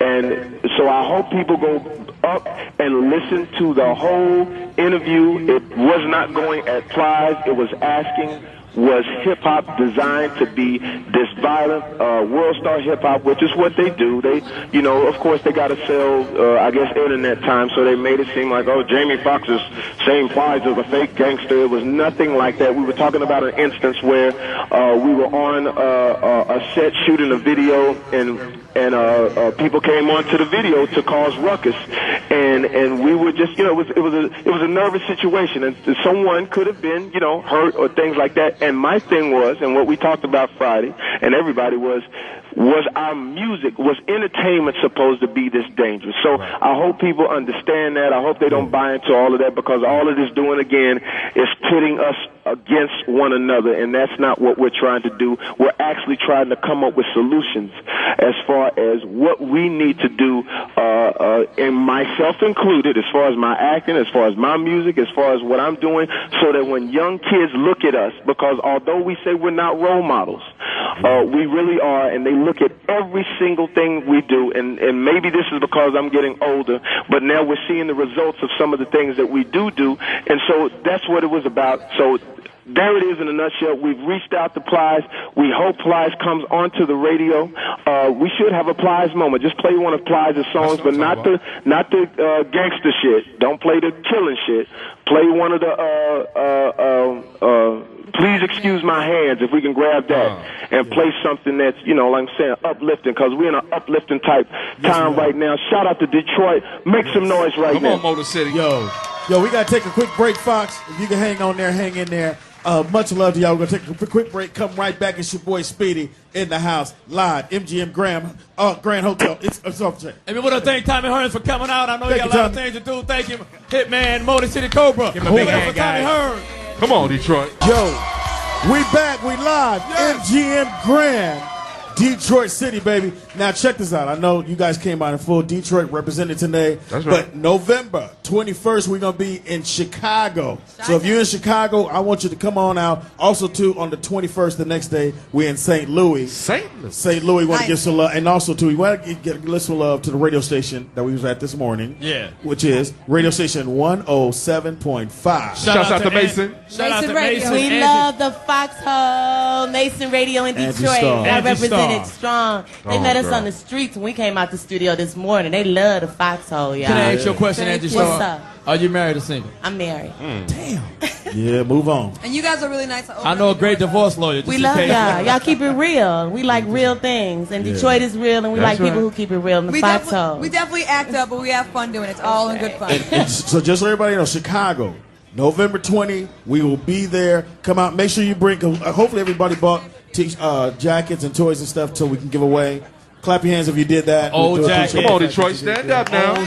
Make sure you do that in Chicago, and also in St. Louis on the 21st. Bring out some stuff that we can give away. I want to speak on that right there, Speedy, about the Chicago that we're going Club to. Shrine. What are we going to in Chicago? Club Shrine. What date is that, Chicago? That's the 20th. You busy? Because I had said some things, you know, in the past about Michael Jordan, and it got a whole lot of a little static. Yeah, Michael gonna be there. Yeah, no, he's not. His wife will. I had said that Michael Jackson, in my mind, because I'm from the old Michael Jordan. I'm sorry, Michael Jordan. I said that he was a paper champion because he didn't beat any championship teams. What? He didn't beat the Celtics of the '80s, the Lakers of the '80s, the Philadelphia 76ers of the Detroit Pistons of the '80s. Because remember, y'all beat that nigga 3-4 times. That's right. Joe Dumars, Bill Laimbeer, Fat ass Rick Mahorn. He ain't fat. He's fat right now. And I had said some things. I got a whole bunch of phone calls and people in Chicago and the little gangs and shit said he gonna come on out. I don't give a fuck if you come out. He should show up. He's gonna be there. I'm gonna wear the sneakers without the emblem. That's what I'm gonna do. I'm gonna wear some goddamn Chuck Taylors with some Michael Jordan names on the bottom of it. Hysterical. Who else we got in the house right next to you, Johnny? Oh man, Well- you don't want to talk to me. We have Reverend Dr. Wendell Anthony from the Fellowship Chapel United Church in Christ. Ooh, that's a whole lot of names. Wait a minute. Do that name again. What is it again? Reverend Dr. Wendell Anthony is also a certified social worker, and he is the president of the Detroit branch of the NAACP. And welcome Wow. to the show. Thank you so a lot much. of Welcome to Foxxhole. Welcome to Detroit. I just want to jump right into it because I know that you also mentor young people. Right. And there's been a lot of stories in the news with young people doing some pretty terrible things. What's wrong with our kids today? Well, I think a lot of things are challenging our young people. First of all, we as grown folk have not done what we needed to do relative to transferring the struggle that we wage into them. We have not done what we should have been doing relative to teaching them the ways of how we got over. We have just let them go. We have not kept them where they should be. We have not kept them in church. We have not kept them in school. And in some cases, you have young people raising young people, and the chickens have come home to roost. I would simply say because of the economics, because of social conditions, we find ourselves now with parents working, both husband and wife. That causes a divide. We cause a situation where the educational system is challenged. Detroit itself is a microcosm of some of the things that we face concerning young people. Detroit, Chicago, all the urban communities. And it's not necessarily things that we cannot do, it's what we can do. If we come together as a community, if we use the church, if we use the mentoring programs, if we use those opportunities that our folk have, then we can make a difference in the lives of our young people. I think Foxxhole can make a difference in the lives of young people. Not only do you do humor, but you also do social and political commentary. And hopefully it's that social and political commentary that can lift that humor into some responsibility that'll take them in a new direction. Hold on, we ain't gonna pass no collection plate around there. Hold on. I mean, come on now. I mean, I might well get y'all while y'all in Detroit. Leave something for the band. I have a question. And, yes, sir. And me and you talked, before we got up on the air. We talked privately. We were private. You know what I'm saying? And I have a concern. I don't give an excuse for the youth of America at all, because I think that we are doing the right thing and we are showing. I come from a urban community, Speedy, TDP, with Mark Curry. Me and Mark Curry come from the same city, do the same thing. And I think that we are showing the children how we can and cannot, how we can overcome the obstacles that's in our way. Can we just sometimes put the responsibility and the blame on these motherfucking kids? I ain't supposed to cuss in front of you, Reverend. I ain't supposed to cuss in front of you, but I've got to get that out there. Sometimes I think my daddy taught me, and I'm the youngest of 10 children, that if I know to do wrong, then I also know to do good. Can we just sometimes put the blame on the individual? I think we can, to the degree that we do not leave ourselves or extricate ourselves from being a part of the solution as well as the problem. I can be in it, but not necessarily love it. So you can cuss all around me, but I don't have to join in and participate in that. Same thing for young people. I do think, though, if we as a community of people had been transferring the struggle that we've waged over the years, if we have not abdicated our responsibility, if we've kept our children in church, if we've kept them in schools, if we as parents go to schools and find out what's going on with our children, if we have been doing all that we can do to transfer this negative behavior, then yes, I would say we can put it there. But unfortunately, we cannot abdicate our responsibility as parents. That's why the NAACP is still very active in the lives of children and in the lives of our Afro-Cultural Technological Scientific Olympics. That's the #1 program in terms of enhancing young people in this country. You may not know about it. What is it called again? It's called Afro-Cultural Technological Scientific Olympics. That brings the best of our young people from all across America in talents, in chemistry, in science, in dance, in music, in drama, all of that. And it lets them know that they can make a difference. So if everybody does what they can do in the community in which they live, we can change this thing. Whether we're in Chicago, Detroit. Well, you open up the door. I'm just trying to walk through. What do we have to do, sir? What can we do as individuals in our inner city communities, to take our communities back, take it to another level? And because a lot of people are selling hot items, like a purple sweater came to me. I'm sorry. Anyway, what can we do as individuals, sir? Excellent question. I think everybody does not have to be a champion standing on the hill leading a movement. You can lead a movement in your block. You can lead a movement in your school. You can lead a movement in your house. If you're not doing your job as a parent, then that's your movement right there. Start there. But particularly, if you have some responsibility and you got an audience, if you can get through the foxhole and go into the holes around our community like you're doing here. The holes. Hey, Reverend. Mr. Window. All these beautiful African American women hoes. I like to say bitches. You just call them hoes. I call them bitches. H-O-L-E. Hoes have hoes. Did y'all think he said hoes? Excuse him, I want to Reverend. piggyback off. That's all right. I wanted to piggyback off what you were saying, Reverend. I Yes, mean, ma'am. you know, as far as like blaming the kids, Johnny Mack, I hear what you're saying, but at the same time, until we've exhausted being good parents and good peers and Absolutely. good teachers and Absolutely. good friends of each other, Absolutely. you know, we let too many people slide with things and give people passes because we don't want to seem like it's not cool or it's not my place to check this kid. But we really all need to go back to living like a village. And if we see behavior that's not cool, when you see these little 12-year-old girls going out dressed like little whores, say something to them. Call their parents I see you up. need a ride, honey. I know you Hysterical. do. But I'm saying, we got to change our Shout mindset. out to R. Kelly. But I think our mindset is bad. And mothers, we can't be friends with our daughters. We got to be mothers to these girls. I could not agree with you more. And one of the things that I always find, if I'm in a store and young people are using profanity or cursing in front of me, Johnny Mack. the fact that I would say, excuse me, they will check themselves. Right. And the other young person will check the young person who's out of order. So I agree with you. It's not the blame on the young people. It's the blame on the crazy old folk who ain't doing what they should be There you doing go. by virtue of raising up the young people in the way they should go. So when they're old, they do not depart from those ways. Speak on it. What should a young Mark Perry, person? hold on. Oh, I'm sorry. God damn. I'm gonna throw this out there. You know, yeah, I do have 8 kids, but when my 3 older sons turned 10, they came to live with me until they're 24 and they moved on. But what I would do when their friends would come by and their pants would be sagging, I would tell them, just like my daddy told my friends, pull your pants up in my house. And they knew that when they came through the door. As parents, sometimes we want to be our kids' friends. Right. That's not our job. Our job is to correct them and the ones that's around them. So when that kid comes in and that other kid come in, his hat is all low, brother, pull your hat up. Pull that beanie up, pull up your pants, and let's get it right. Let's get in there and do your homework. He can't come out right now. He got homework he got to do. And Johnny Mack knows my sons. Yeah. And they don't drink. They don't do any of that. But I made sure at the age of 10, young men out here, and if you can hear me, if you have sons, go get them. Because what happens to them reflects on who you are. If your son ain't shit, because you ain't shit. But Speedy. Hold on, let me finish, Johnny Mack. And a lot of you young brothers, my son's cousin, 23 years old, got 15 years. Touching it in 15 years. Wow. And ain't no way he can get back. And my son called me a couple days ago and said, Dad, I'm glad you took us out of that situation. So if you are a single dad and you going through it with your whoever she Baby is, mama stinking ass. go get your son. Not saying you're not supposed to go get your daughter.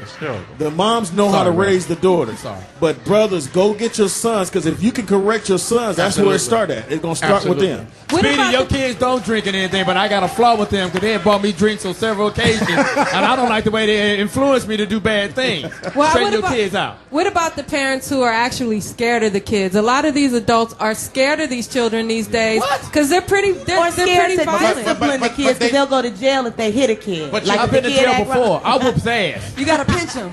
But you're correct. They hit him with a pillow. They didn't just wake up one day and get scared of the There children. you go. There you go. The reason they're scared of the children because they've not been engaged in the children. Because if you're in a house where you're paying the gas, the lights, you're buying the clothes, you're buying the shoes, you're paying for the books, you're letting them ride the car, you're driving them to school, you're taking them to work. Then sure enough, you should not be afraid of that child. All you got to do is just deal with that. But unfortunately, do all that as a we parent. are not training up our children in the way they should go. And folk are waiting for their ship to go out and come in. Fathers, you're not to wait for no ship. You are the ship. Go out and get your ship and bring it in. If you don't have access to cars or a whole lot of money, call your son up, call your daughter up, and just talk to them on the phone. Take them for a walk in the park. Come on the porch and sit down and talk about life. There are many things that you can do in order to effectuate a change in your life of your child. So this notion that I have to be all of this in order to raise my child, I don't accept that. Because so many folk who have not had what we have here sitting at this table have raised children. They're doing very excellently well. And we need to take a lesson out of the page book of history and say if they did it with much less than we had, we ought to be able to do it much more than they had back in the day. That's true. But if your daughter's in private school and she got a better education than you, don't try to fuck with their homework. My daughter goes to a private school and she gave me the homework, I give it right back to her. Like, hey, I'm doing my shit. You do your shit. Or maybe you got to color between the lines, little woman. John, we got a question in the audience. Go ahead. Yeah. Say your name. My name is Carol. Hi, Carol. Carol. Hi, Carol. How you doing? How you doing? I'm doing fine. Sound like you loose. I'm very loose. Wow. And I'm easy. It goes back to where the parents in my generation, they've gotten too complacent. They need to be involved with their children. From day one. From day one. Absolutely. Train a child in the way they should go, and that way when they grow up, they will not depart from it. But they need to be involved. Part of our victory has also been our burden. We have the blessing and the burden of accomplishment in America. We have accomplished a great deal. We have done a great deal in terms of arts, in terms of athleticism, in terms of politics. But we have still, at the same time, become complacent and apathetic. So I think that if we really want to change this thing, we got to get back involved within the context of our homes, within the context of the talents that we have, and pass those on to other folk. And as we got over, we got to help some other folk get over. That's why we're I know you got a very lucrative church. I know your absolutely. Oh, we got a question. Yeah, I just disagree with you, Johnny Mack. Hold on. First, say your name. Jerry Hempfield. Jerry Hempfield. Yeah, brother with the I agree with shirt. most things Johnny Mack say, but it's not the kid's fault. I heard Yo-Yo say on one of the shows earlier, a couple years ago, if they knew better, they do better. There you go. Me and my wife has raised my 9-year-old nephew because my sister's caught up in the correctional situation or whatever. But when he brings the kid over, they always say, yeah, what? Correct that. Yeah. My nephew looks at him like, you about to get your ass kicked. Yeah. You got to correct him immediately, continually, every single day. So it's on us. It's not them. It takes us to raise those kids. What's your name again, young man? Jerry. Okay. Call me Young Ho. Holla. Okay, great. Anyway, I love what you said, but here's the difference. You said if they knew better, they'd do better. I'm going to quote the Bible. Christ said, for them that know to do good but don't shall be whipped with many stripes. But them that don't know shall be whipped with few. You still getting a whooping because you should know. It's out there. It's out there. Hold on, white shirt with the sleeves rolled up. It's out there. Around your muscle cavity. That nigga got them old fix-a-flat muscles. Don't come do no 2 push-ups in here and talk. Get them old Marine muscles. What I'm saying is... Army. Same thing. Nigga, you went on the front line. What I'm trying to get to you is that there's the problem is you should know. Yeah. Don't take an excuse because you're ignorant. I'm saying ignorance not means not knowing. Right. You can't know. Even in the court of law, ignorance is not admissible in the court of law because you didn't know that breaking an enemy was against the law because you stole your fucking friend's car. When I was a kid, one day my friend had a car and I took this nigga's car and I took it to a whole new city in Oakland and I finally got caught. I said that was my boy. I still got arrested for grand theft auto. If you was white, that'd be called joyriding, though. Yeah, but there's some ignorant ass parents raising these young ass kids. My man. Today's society got all this fucking internet shit. Why you don't know? What are you doing that's so important? You're fucking Twittering, you're fucking Facebooking, you're fucking doing all that other shit. Johnny Mack, there's a pastor here. I don't go to his church. Anyway. Shouts out to old fans. The earth is the Lord's and the fullness therein, and wherever we dwell upon it. So all this is my church. There you go. That is but true. bottom line is, I don't think we're saying that it's the children's fault. Here it's been going on. Y'all missed a little bit of debate, but we got some more. We have another question in the audience. Give me that question, please. It's getting heavy. Go ahead, dog. No, it's not really a question. More no jokes. Few comments. Yeah, go ahead. Talk louder. Yeah, go ahead. First, I want to say what's up to Foxxhole Love all. What's your name, For sure. I'm Ray Fair. Ray Fair. Claudia, what up, though? Hi, how are you? I'm good. I've been wanting to talk to y'all for a long time until Claudia corrected me and told me, nigga, you need to find out what time we really on. The time difference is all jacked up around here. But point being is this. This is what I will say is this. You got to get with your kids real early. Yes. Early. Right. Early. Right. Okay? My old man, he may not know, but put the fear of God in me. He didn't beat me. That's right. You know what I'm saying? He didn't. But when he had, I might have had 3 women in my whole life. That's real talk. But they made sense. But they made sense, and they for the right reason. Real talk, to this day, my old man is not just my friend, but he my business partner, but he's still my daddy. He hanging with me right now. That's right, Pop. I see him in the back, with the Beggars Everest hat. Shouts out to old school. Thank you there, Mark Curry. My wife sitting right here with me. I love all y'all, but you got to start early with these kids. Me and my wife got a 2-year-old son. I tell her, you got to be a man, but listen. That's me. That's my man. That's my little man. I tell him right now, no, I see him puffing up because he a boy. He a man. Yeah. It's in him. He can't help it because he got but in me that I got in me. I know where it come from. Yeah. But when he puffed that chest out, even right now, I let him know. No, you need to calm it down. My chest get a whole lot bigger than yours. Right. I ain't gonna have that problem later. Right. That's what's got to be done. We're here at the Foxxhole. We're talking about, bringing our children to the fore and being positive citizens in our society. We got the good Reverend Dr. He got a whole bunch of names in here. The church is long. But I think his wife had a question. Well, I'm just trying to get the audience on speed with what's going on. And we're talking about saving our children as well as saving ourselves and helping our community. And more importantly, helping our community being a productive citizen in our society. It's something that's needed here at the Foxxhole, here in Detroit, here in Los Angeles, all over. Los Angeles is not a land of milk and honey. We got situations and problems out there too. There's only 1% of Hollywood that really works. So when you see these cats on the stage, they're doing their thing, and the Foxxhole, shout out to Jamie Foxx for giving us all the shot. Yeah, right. I've been working for Jamie Foxx since 1996. Speedy been there since 91, 90? What year, Speedy? You got speaking to best friend since 90. No, damn, the best friend. How long you been working with him? Historical. Since 90, man. 1990, and TDP was with Fox way back in the day. Claudia Jordan, how long you been on it? We did a Coors Light commercial back in 99. I've been cool. I wrote that. It was in 98 because I wrote that commercial. Shouts out to Coors Light for giving my little situation. I did Sergeant Easy with him on his show. But he used to be your opening act. And I gave Jamie his recording start. He sang on my album back in 92. And you was also on Peep This, right? And I was on Peep This, Jamie's first album. So that's what we're talking about here at the Foxxhole. And I appreciate what you said, young man, about grabbing our children at an early age. And the young lady who said it over there, I don't know, young ladies, to train a child in the way that he should go. I respect that because we have to keep our children close to us. But you guys know what? In Detroit, though, never cut me off. I'm sorry. Never cut me off in your whole life. Well, here we got a lot of kids that are trying to do right, but they're scared to do right. We got gangs that are trying to initiate them. They're telling them if you don't get initiated into this gang, you're gonna get killed. We just had a situation at a recreation center here where a mom joined her son, and the son shot the kid, and the kid that got shot was an innocent bystander just trying to hang out at the recreation center. So that again. What happened? A kid got into a fight at the recreation center. He went back home. Him and his mom drove up there and killed the kid. Wow. And the kid that ended up getting shot because the guy was just shooting was an innocent bystander just trying to go to the recreation center and do the right thing. So you said it was a fist fight. The kid went home and got his mom. The mom came back and with the kid. And they killed some other random innocent boy. Yeah, and the innocent kid got shot. Wow. Now, what kind of fucking mother is that?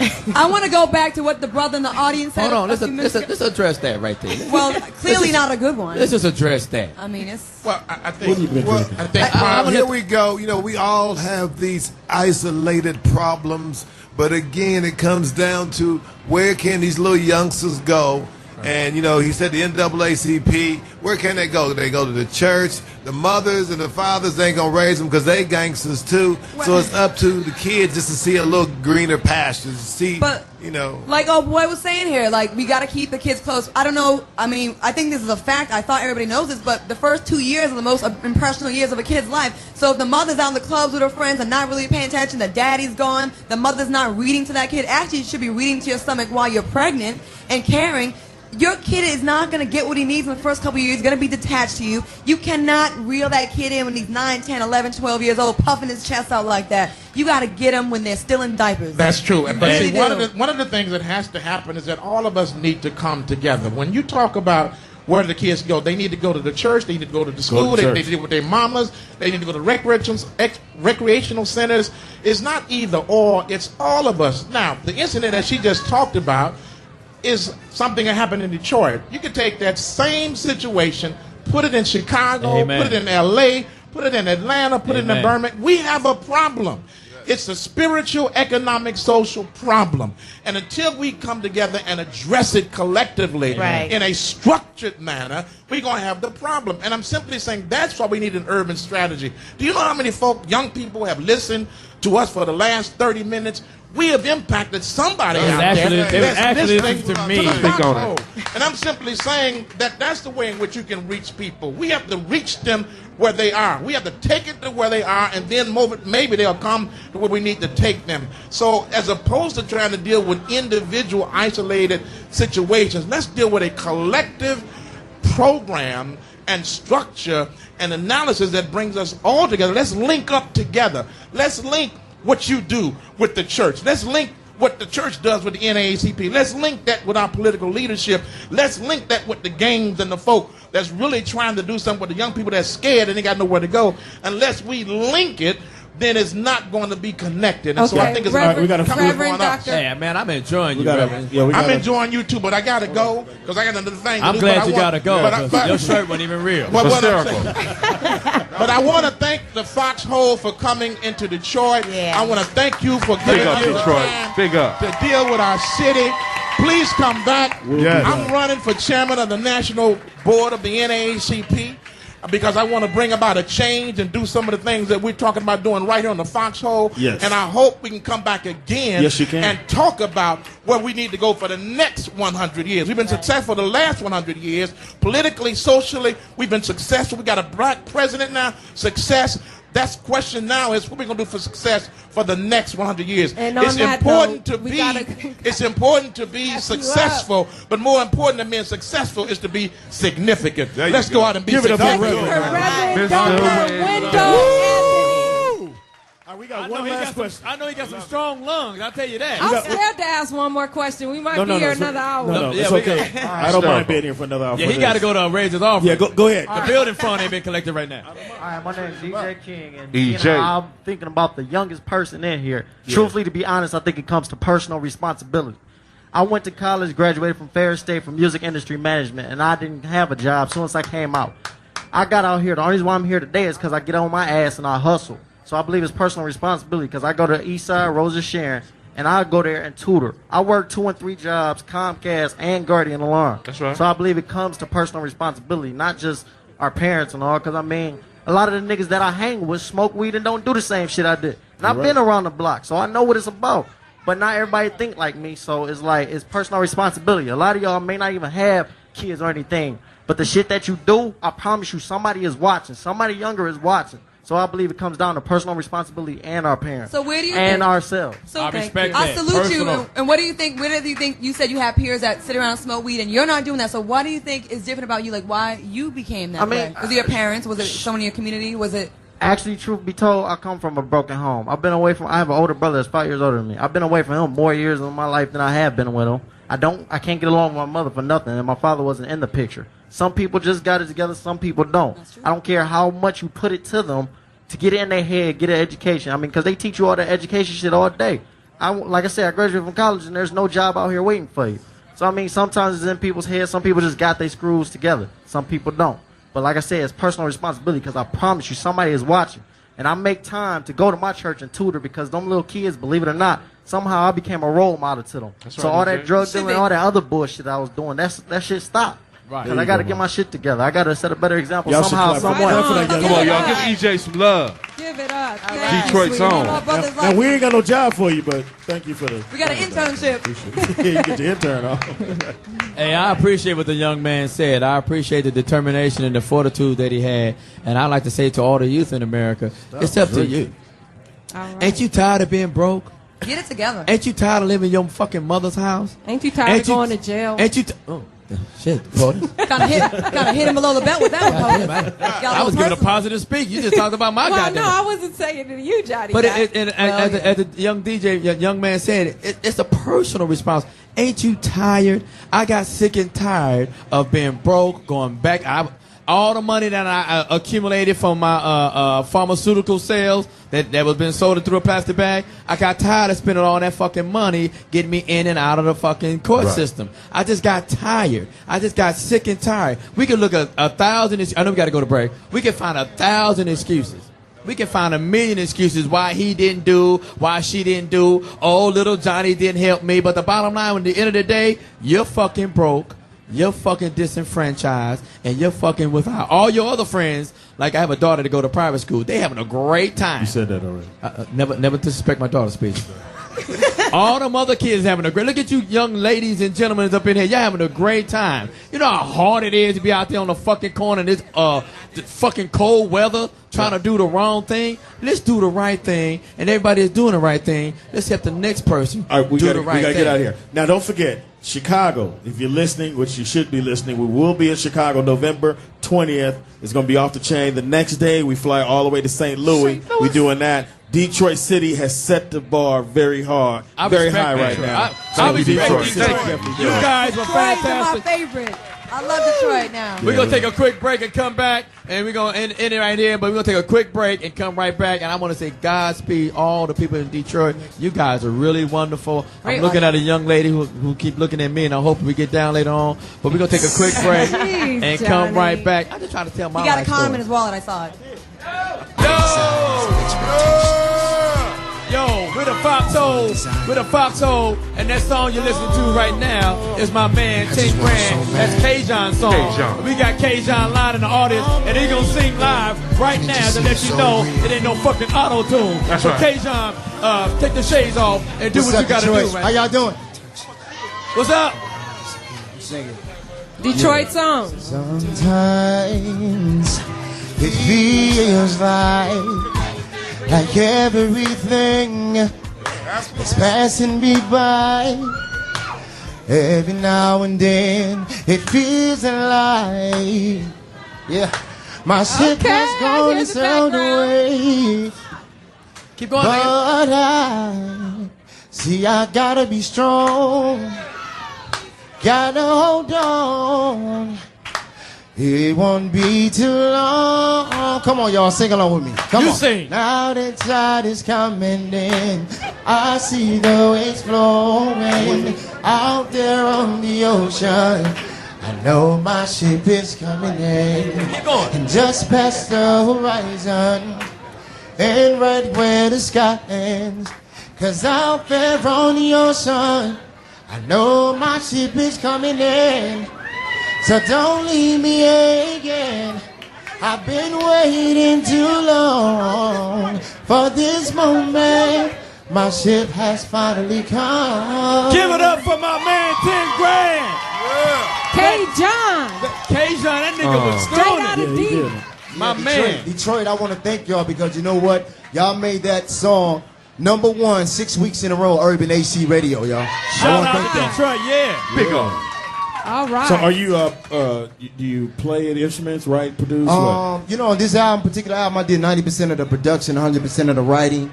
So, Detroit, if y'all ain't picked this up, Go come get on that. Now. I get around this in stores everywhere. You know, Now, used to be a come on time. now. Can we get it Used to be online? a time when you couldn't even find the album because I just couldn't get down like that. It's all you know? right. How can our listeners get the album? Can they go online? Where should they Go go? online, iTunes. You can download the whole album. It's in stores everywhere across the country. Debut #1, hip hop and R&B on Billboards, y'all. So That's right. find out what the hype is about. So, K-John, is this your biggest accomplishment so far? Because you have been in the game a few years. Yes. So do you see your Yes, finally, success I mean, coming? I worked this particular song for a few years now, especially in the Midwest, Chicago, Detroit, Ballroomers and Steppers put me on the map. I want to thank them.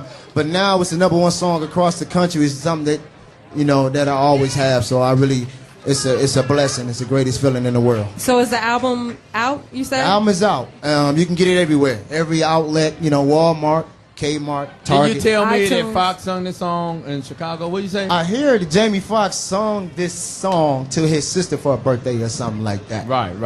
I heard. And how did that make you feel as an as an artist? How did you make you feel that this guy sung your song to his sister? Man, that's just that's just a great feeling, man. Somebody like Jamie, just show how down to earth he is, and you know the Foxxhole doing their thing, man. Big up to Jamie Foxx, y'all. Most def. Shout out to Detroit. Jamie. Born and raised, what part of Detroit, man? East Side all my life. East Side. Still Everybody around. else on East Side? What Still East Side? around. Still around. What do you think of?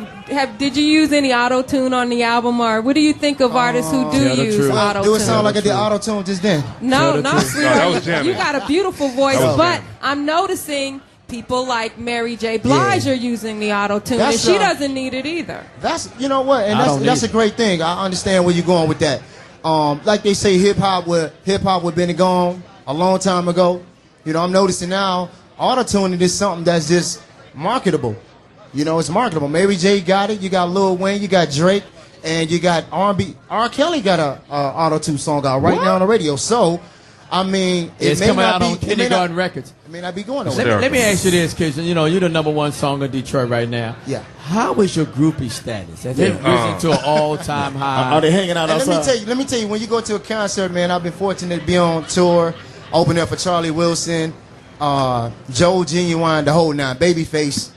We got a show here at the Foxxhole on November 28th, y'all, for Charlie Wilson and Tina Marie. Make sure you get your tickets. Nice. But, you know, I'm noticing at the concerts, they're coming out from like 25 and up. And I'm talking about, when I say up, I'm talking about like 65. Okay, damn that. And I'm just saying, not my though, question. that's a lot of love, baby. My question is, your groupie status, has it risen to an all-time high? Don't avoid my question. All-time high. What is your groupie status right now? Are you fucking random? I don't even know how to answer that question. Oh, your girl's here. Okay, let's move on. Oh, your girl's hysterical. Yeah. But when I'm on stage, I'm your boo. That's all I got to say. Howie Bell's on the microphone over there. Birthday, too. My groupie status has rose up 10 notches just by being here with you niggas. Howie, you don't have to scream into the microphone. I know that, but I just want to feel love like you, Speedy. Howie Bell, you've been on some great comedy shows, from the Bad Boys to Def Comedy Jam to BET. Yes. And we have, just in case you don't know, we have worked with Howie Bell, who's Greg Shelton's brother, on about 3 or 4 pilots that never got on the air, and I wonder why. But you're actually a good actor. I'm just going to ask you a serious question. You're a great comic. Yes, sir, brother. And I really believe that you're First of all, can I interrupt you formally introduce me as from Detroit, Howie Bell and all that, West Side? Can you do me right, or you just going to just... Never interrupt me. Detroit, what's up, y'all? I'm from the D. From the West Side, D. Give me some real. Howie Bell, ladies and gentlemen. You gave Tommy Hearns and love. You gave, you know what I'm saying? Get him Cockrell. What about Howie Bell, the guy that's doing comedy in Detroit and keeping comedy alive? What's good? You're right, Howie Bell. I apologize. And it's my birthday. Come on, bro. Show me some love, man. Shot. All right, thanks. All right, now continue on. You know what? It's Howie Bell's birthday, so all you ladies and the gentlemen in here, drinks on Howie Bell. There you go. And since you wanna jump on out there, Detroit. I got ice water and cranberry, bro. Hysterical. Everybody. Tell them about the things you're working on and the things you have worked on. In the club that you have. For those that know me in Detroit, I've been around for a long time. I've been doing comedy for a long time Don't in say Detroit. it like that. Hey, brother, it's okay, brother. Hold on, calm down. You asked me what I was doing, brother. I've done a lot of comedy shows, as people know, about 6 times on BET. I've done both seasons of the Bad Boys of Comedy. And, of course, Jamie Foxx's Laugh-A-Palooza. I was one of the first comedians on Comedy Central with Jamie Foxx's Laugh-A-Palooza. So give it up for that for Jamie Foxx. That's right. One love with that. And, brother, I've been working on a few film projects, man, you know, with this guy named Damon Coke Daniels. Very, Coke. Gotta change the name. That's my boy. That's my boy. That's my dog. I've done change the name. I've done the last 3 film projects with him. And Gangster Rap, the Glockumentary. That shit was hilarious. Thank you. I was Do-Rag. You was Do-Rag. And I did a movie called Busted, which is like Cheaters, which is like the TV show Cheaters, which was a hot show with Darius McCrary from Family Matters, and and the dude that married Superhead. Yeah, exactly. Superhead's husband. Right. And I just did Holly. Saw 6. Just did Holly Won't. With David Faustino, who was Bud on Married with Children, and Dee Wallace, who was E.T.'s mama. It's called Holly Won't. I saw that. I know. Yeah, you was at the premiere. They told me you was at the premiere. You was at the premiere. And I just did that, and other than that, the premiere was held in an apartment complex, but it keep going. Hysterical. In L.A. though. It wasn't even a red carpet; it was a red throw rug out there. But keep going. I wasn't even making it. It was in L.A. But I do a show every month in Detroit at Burt's, man. So everybody from the D, y'all come fuck with me at Burt's. Shouts out to Burt's. Burt's. I have a question. Yes, sir. I have 2 questions. I have a question. You are really, really a great comic, and I appreciate you. And I appreciate being here on the podcast. I work with you in several times. Puffy. With P. Diddy. Yeah, we worked on. Matter of fact, P. Diddy had a glue trap in his house. I don't know if anybody know about glue traps, but that's where you catch mice and rap. Yeah, it was crazy. I saw P. Diddy with a glue trap, and I almost So had Diddy to has reassess. rats? Is that what you're saying? Diddy has rats? No, he had hood rats. Yeah. Howie Bell, here's my question. Yes, sir. Have you ever considered like taking acting as a serious portion of your talent? Because you are really accomplished. You're a really good actor. You ever thought about just like, you know what, this comedy thing ain't Fuck really. this comedy shit. Yeah. I can't say this comedy thing. Can't really never say that. Yeah, I can't say that because this is where Love I got comedy. my mark doing comedy, man. You know what I'm saying? But I love acting. was a birthmark. I started off doing stage plays in Detroit, of course. You have another comedian I went to brother. a small black college in South Carolina called Benedict College, HBCU. I've done everything that a brother could do to make it, and now it's time for y'all to give me a TV Okay, show. that's not the question. The question was, Howie Bell. No, the question apparently is... you ain't got your listening skills to what it should be. The question is, do you think I should act? And of course, I've been acting, but now it's time to take it to the next level. And what is that next level? The next level is let's all get together and make this happen and do a TV show talking about the Foxxhole Radio. Because you would never be a Mark Curry. I just want to put that out there.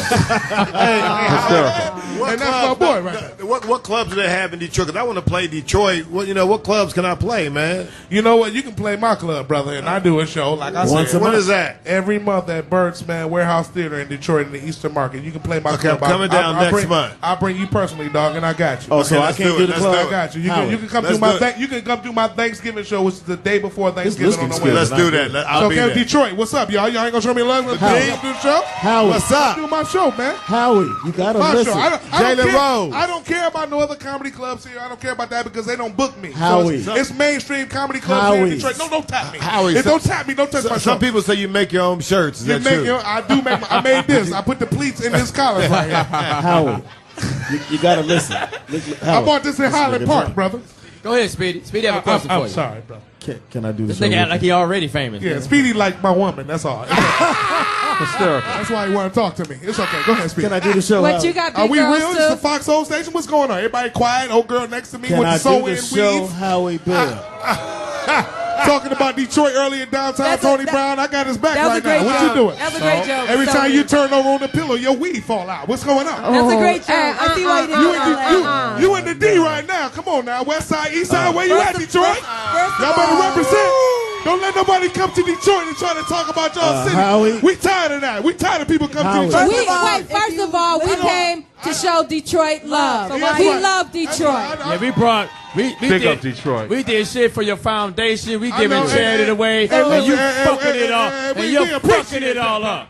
We appreciate You that. are fucking it all I up. appreciate that, but some of us got 2 garbage cans, and we need to get our life together. All right, Stomach. We're gonna let Stomach Shout out to finish Hennessy, because that's what that And nigga's can I talking just right say now. this one thing? Thank you, baby. Appreciate it. Howie Bell, can I get the mic for one Yes, second? you can. We can turn Howie's out. I want to thank all of you guys who came out and brought donations. We Yes. have been Big up pumping Detroit. that up on And we the have air. too. And we want to thank Cast Community Social Service. If you still have donations, they are actually right here to my right.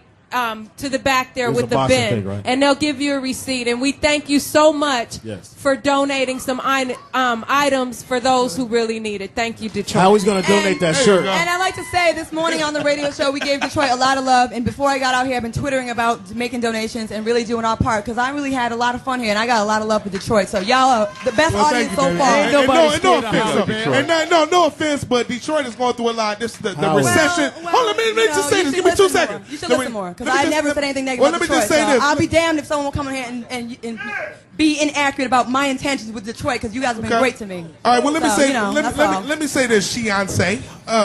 Hysterical. Detroit is a city that's going through it right now. It's the recession that's hit Detroit stronger than anywhere else in the country. How are You you got street- people stealing. You got people lying. You got people cheating. We need uplift right now. We don't need no We gonna do that. negative, All right. no negative energy. That's all I'm talking Howie about. Bell, Detroit. you would Can never I be get back that love? again. No negative energy. Can I get that love on the no negative? Nigga, you're negative. That's what I'm talking about. You negative coming up here Well, dissing my homegirl. Ain't nobody dissing nobody. It was all positive before you. This is we in the D right now. Take your time. Okay, we're going to go to Jeez. break, and we're going to come back without Howie Bell. How about that? We're going to go to break and come back without Howie Bell. On your birthday. Thank you. Yo, this the Foxxhole live in Detroit at the MGM. We back, baby. This is off the chain. I'm going to go gamble my whole goddamn life savings away. That $4? Yes. I'm gonna join you at the craps tables. We're gonna put some more money back into Detroit. I'm gonna deposits. But my money's in pesos. I don't know if they're going to take that. Can we give it up for our waitress? Clap for her. Yes, She's she been is working. sexy. The only one here. Hopefully y'all black folks is tipping her and not giving her correct change. Also, we have K. John in the house, Right. recording artist from Detroit. Number one single in the country. Let them know we the live is Detroit. Tell us where your website is. You know I got the new album. It's called "I'll Get Around." Your Twitter. And for all the internet, pages, it's whoiskjon.com. Whether it's Twitter, whether it's MySpace, it's whoiskjon.com. Spell that. Who? WHOIS. No, your name. KJON. Okay. And guess what, y'all? You got to give it up to the Foxxhole for putting this light on Detroit. Yes, sir. Yes, you know sir. what I'm saying? I love Detroit. And guess what, y'all? Detroit, y'all got an artist with a #1 record. Can we get behind this artist, Yes, y'all? sir. Yes, because sir. guess what? K-John. Motown, there'll never be another Motown, right? But we still put out good music. Let's get behind what we're doing right now. We got a #1 record. Yes, sir. Let's Hey, go. K-John, And this check for it out. you. I want to give it up to WGPR. I know they had you on the show earlier, my bad. Go ahead. But I want to thank them because they're the first ones who started breaking the records. Miko, all my peoples at GPR. Great shot. Shout out to Coffee Brown, GPR. Angie Star, And this Downtown my- Tony Brown. Thank y'all. This my Thank man. y'all. Let's get behind my man. What I'm going to do. K. John, everybody. The money I was going to spend to buy some Buffalo wings, I'm going to say, fuck that and go buy your goddamn record. That's what right. I'm gonna do. Hey, I'm going to throw away my Buffalo wing money and buy your goddamn record. Okay. And my girl had to check me nice down, of you, Montez, right Johnny, here, y'all. Because I know you love Buffalo I love Buffalo wings. wings. I'm going to sacrifice my Buffalo wing money and go buy your That's so motherfucking nice album. of you, Johnny. Montez, thanks for tracking me down. And thank you, Foxxhole staff and everybody. I appreciate Thanks y'all. for coming Love out. y'all. Give it up K-John, for the Detroit's #1 own. record. Give it up for the #1 record. Give it up for the #1 record. Speedy.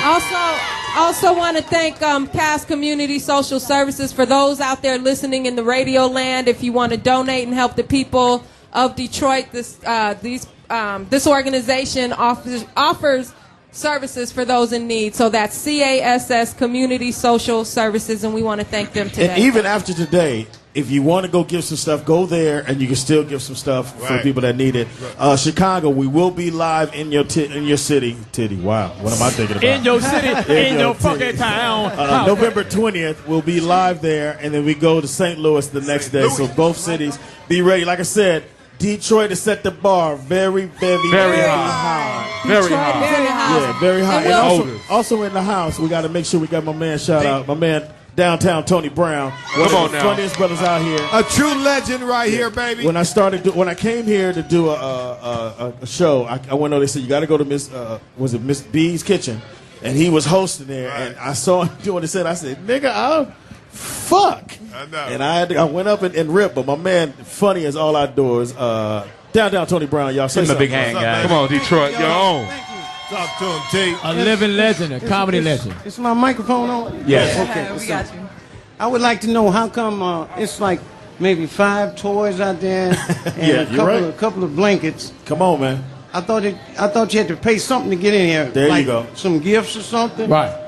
How y'all get in here and able 5 toys out there? We're gonna work on that on the way out. It was Let's get the donations together. That's right. And make sure y'all talking about helping the kids, but then y'all won't even leave a toy for them.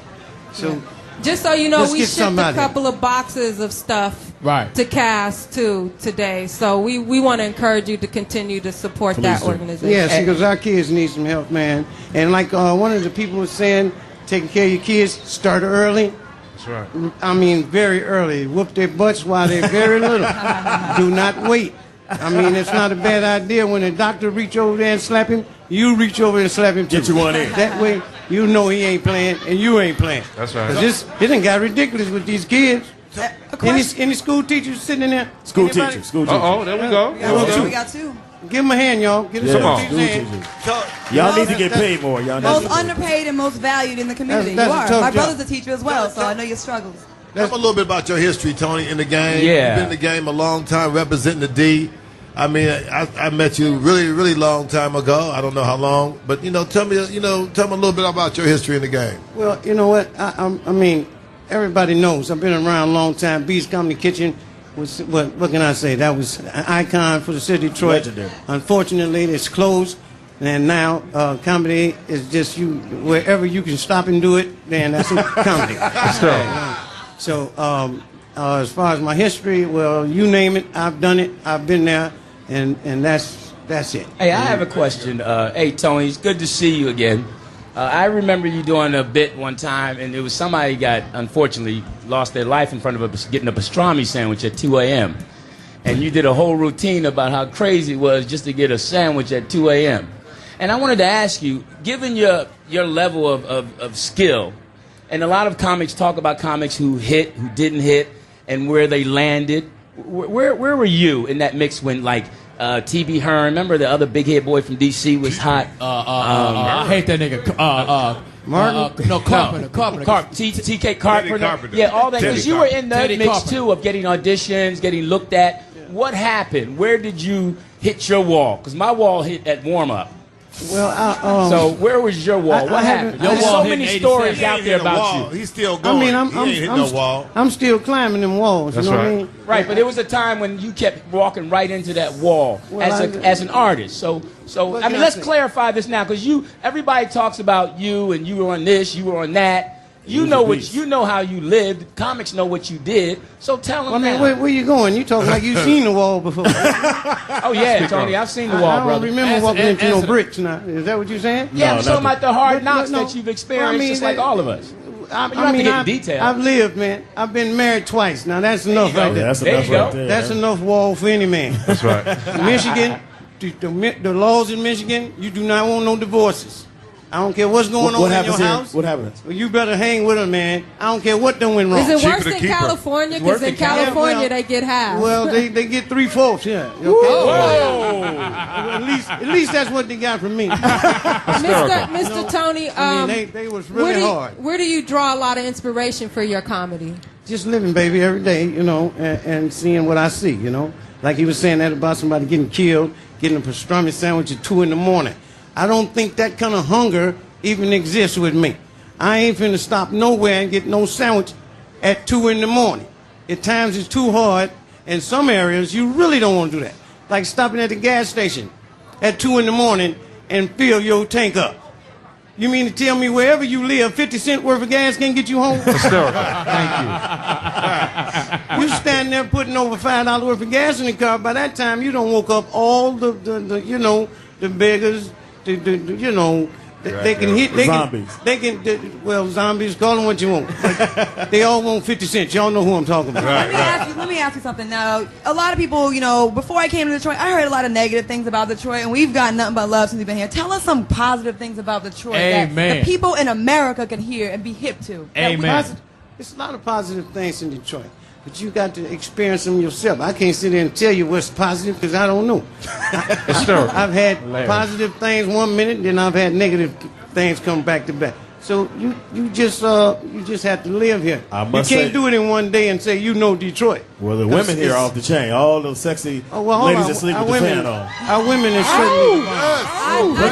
I know one good thing I heard about Detroit is that 82% of its population is African American. Come on, Detroit. And you know what? That's cool. You know what? This is what I want to do. We have all the negative shit that happened in Detroit, and I know you guys love Detroit because I know Howie Bell and I love Greg Shaw, and I know these cats. I'm gonna get to some audience members. I want you to tell me a positive thing. We done heard all the negatives. Tell me, Louis, just get out there, grab your mic. Kirkwood. Yeah. Tell me some positive things why I should love and embrace the Detroit Motor City. Give me something. You sexy right there. God damn. Good afternoon. My name is Tanisha Boyce, and I work for the Summer Youth Employment Program. I'm 24. I have my master's degree. That's right. All right. Show us some love, Detroit. That's what I'm saying. The Summer Youth Employment Program has employed over 7,000 youth in the city of Detroit between the ages of 14 and 24. We've paid out over $6 million to low-income families in the city of Detroit this summer alone. So that's something positive. Thank you so much. Well, wait a minute. Where could people? And you're gorgeous. Where could people support your organization? Well, this is actually money from the federal government that Obama allocated $11 million for the city of Detroit to give jobs. There you go. Give it up, so Detroit. You don't take private donations? Give it up, Detroit. You always can. You can call the Youth Development Commission. I don't know their number off heart. It's in my purse, but they are the contract. What ages? What ages? 14 to 24. And what if they have a record? They can have it. You have to have a barrier to be in a program. So having a record definitely qualifies you to be a participant. Okay, thank you so much. Thank you, over there in the sweetheart. corner. Thank you over there in the corner. Thank you. I'm Shawnee D from Mason Radio. Shawnee D. Yeah. I want to say that before I got on the radio in Detroit, before Mason pulled me in, I was a young lady, a single mother who was on welfare. My daughter's father was killed, and guess what? Positive do come when you pray for positivity. That's right. It's not all negative in Detroit. Yeah, you will get your ass whipped if you step out of line in Detroit. But a lot of us do take a deep breath. There's some very positive stuff going on. I'm working with the youth right now to make sure they make better decisions, to do stuff in a positive light rather than a negative light. And we thank y'all for coming to Detroit and letting people know that you ain't just going to get beat up. Right. You will get some love in Detroit. Amen. Amen. We got another one over here. Beautiful. It don't help things, the fact that we got a big old arm in the middle of the street. So what is that? What is that? I don't. You never seen the fist in the middle of the street? It's over there by the arena. I haven't seen it. What is that? Well, that's an indication that Shout you out can to get Joe your Louis butt Arena. whooped in Detroit. That's what I mean. Yeah. All right, baby girl, I go wanted ahead. to expound on that. Hey, sexy. What's up, Foxxhole Radio? All right, baby. With the Mary J. Blige top. All right, what's happening with it? 3X on top of you. I listen to Foxxhole Radio all the time. I have Sirius XM Radio in my car. All right. Well, she bragging. Shout out to the tourists. You know it's stolen now, right? My name is Alicia Martin. I'm a practicing attorney. I do criminal, civil, and family, as well as entertainment law. I represent a lot of the artists in Detroit. And since you ask about positivity, what I want to talk about is the level of talent that we have here in Detroit. We got Shawnee D. We got downtown Tony Brown, a living Detroit legend. Howie Bell, Kool-Aid. There's Mike Bonner, Coco Foolish. So many talented comedians as well as Tony Roberts, Bobo Lamb, David Allen Greer, Kwame. Detroit. Keep it moving. Emphasis on the kill. Right. Also, we have a lot of poetry in the city of Detroit. I know you call yourself the poetess. I haven't been privileged to hear you, but if you have a CD, I'd love to purchase it. I'm also have a poet CD. myself. We want to hear it too. I do have a CD, and but I'm no longer a recording artist. I used to be a rapper. Poetess was actually my rapper name back in '92. Okay. So now I went from being a rapper into radio, and I produce media content. So I've moved on. I'm 42 years old, so I would look kind of foolish out there trying to, revive my rap career. So that's where that is. Especially after the old domino injury you had in '87. And I shot the big Sweetheart. Hold on, Louis Dix. Where are you a practicing attorney at? I mean, give a shout out to your firm. I'm a solo practitioner. My firm is located in Oak Park. I practice in Wayne, Oakland, and Genesee counties. And we also have after-school programs for the children where we tutor them, and we tutor them in creative writing and do poetry workshops to expose them to the arts so that they have something positive to put their energy into as opposed to being involved in negative. What's the name? Give us the name. Give us the name of it. It's Vanguard Community Corporation. It's located right on West Grand Boulevard off on I-75. So you can donate your time, your money, your talent, whatever you have to give to help our youth. We appreciate it. Oh my God, you were so wonderful. You don't dress like that in court? No, I don't dress like this in the court, but if you read the message on my chest, it is a warning. It says Bad Mama Jamma. And by the way, Carl Carlton is also from Detroit. Yes, he is. Mama Jamma and Pajama. He was the first one I saw with a curl. I have a positive. Okay. Hold on. Go ahead, my man right there. You're dressed so nice. What's happening, Foxxhole? Hey. I just want to give shouts out to the young lady. I'm also an attorney in Detroit, Michigan. One of the positive things. Say your name first. My name is David Jones. I'm an attorney in Detroit, Michigan, downtown Detroit and Greektown. One of the positive things about Detroit is black folks are running things. You can't blame black folks for the demise of the city. It's the automotive industry that obviously is past its time. But if you get in trouble in Detroit, you got black judges, the 36th District Court, the Circuit Court. You got some of the best attorneys in Detroit. Like the young lady said, black folks are running things. And whatever you say about our past administration, Kwame Kilpatrick was one of the smartest, brightest young men who fell off the way. He fell off the way, but there's many more of him to come. He was the Obama before Obama, and he's not the only one. And like the young man said about our young kids, there's going to be another better and brighter. And Detroit is one of the few cities in America, in the United States, where black folks really have the power. Hey, I was going to say, there's more professional, I think, black folks back in the Midwest than there is even on the West Coast, to be honest. We have another one out here. We got another Marcus Jones. Oh, Marcus. go ahead. Go, They got over 20 strip joints on 8 Mile helping the young women Wow, get way to bring the education in crowd Detroit. down. Thank you for bringing the crowd down. We really needed that right now. I have a positive organization. This nigga only got $3 in the strip club, but thank you for bringing the crowd down. Johnny Mack. I have a positive organization in Detroit. I definitely want to shout out one of my friends on Twitter that I did say I would shout out. Her name is SAG1214, and she said there's an organization called Making It to the Finish Line, and they help young girls, and they're accepting applications from 12 to 17, making it to the finish line. So that's the website,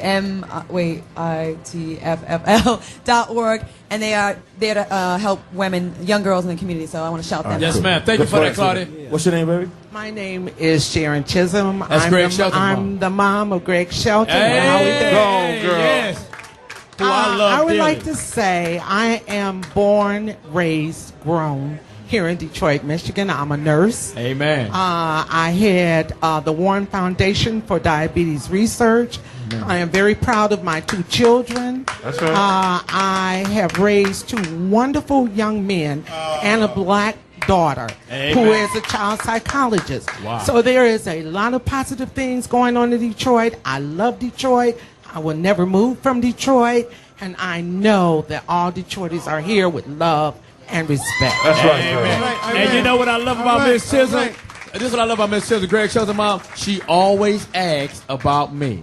When I was, John, there's reasons why hold on, my man. This is positive right now. I had lost my mom in 2007, and they called me to make sure I was okay. And I will forever love you and respect you. That's right. You and your sons are great friends of mine, and I love you for what you did by reaching out to me. That's what Detroit is all about. We don't want to be known. Detroit don't want to be known for all the positive. All the negative. Who gonna whoop who and who gonna shoot who? That shit is old school. Let's be known for the love.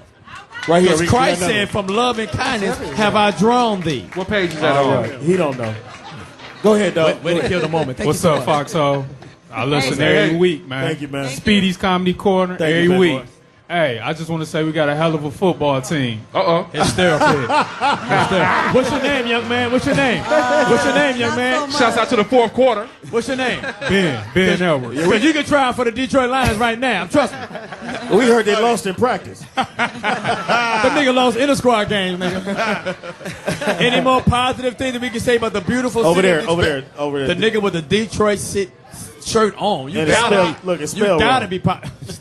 Okay, I just want to say, even though Detroit has a high unemployment rate, there's more people working than there are unemployed. They never talk about that. They talk about how many people are unemployed, but there's over 60% of people that are still working. That's right. Keeping the city alive, because years ago the media wrote us off.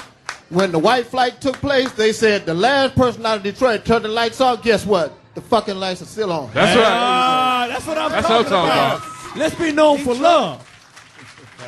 Over there, back there, Kurt. All the way in the back, Kurt. All the way in the back. All in the back. Behind you. The back means behind you. This nigga. Shout out to the Negro College Fund. Make sure you give to that. He needs an IV. The back means behind you, nigga. Okay, great. What's up, Foxxhole? Hey, Wanda Davenport Perry. I'm a member of Delta Sigma Theta Sorority Incorporated. Shout out to all my sorors. Okay. Anyway, Did you graduate? Yes, I did. All right. I have a master's degree to boot, okay? All right. I love your boots. That's right. So anyway, I wanted to say that Detroit is known for having the best hustlers, line dancers, steppers, ballroomers, whatever. I represent Mr. Smooth and Company, One More Again, Hustle Productions. There's a lot of hustling, dancing, and everything going on. When we get together, it's a big party. It's all love. That's right. So I just want to shout out to all the entertainment and the love out there for the dancers. So I also heard, and then tell me if this is true, that Detroit is the hair capital of the nation. Is that right?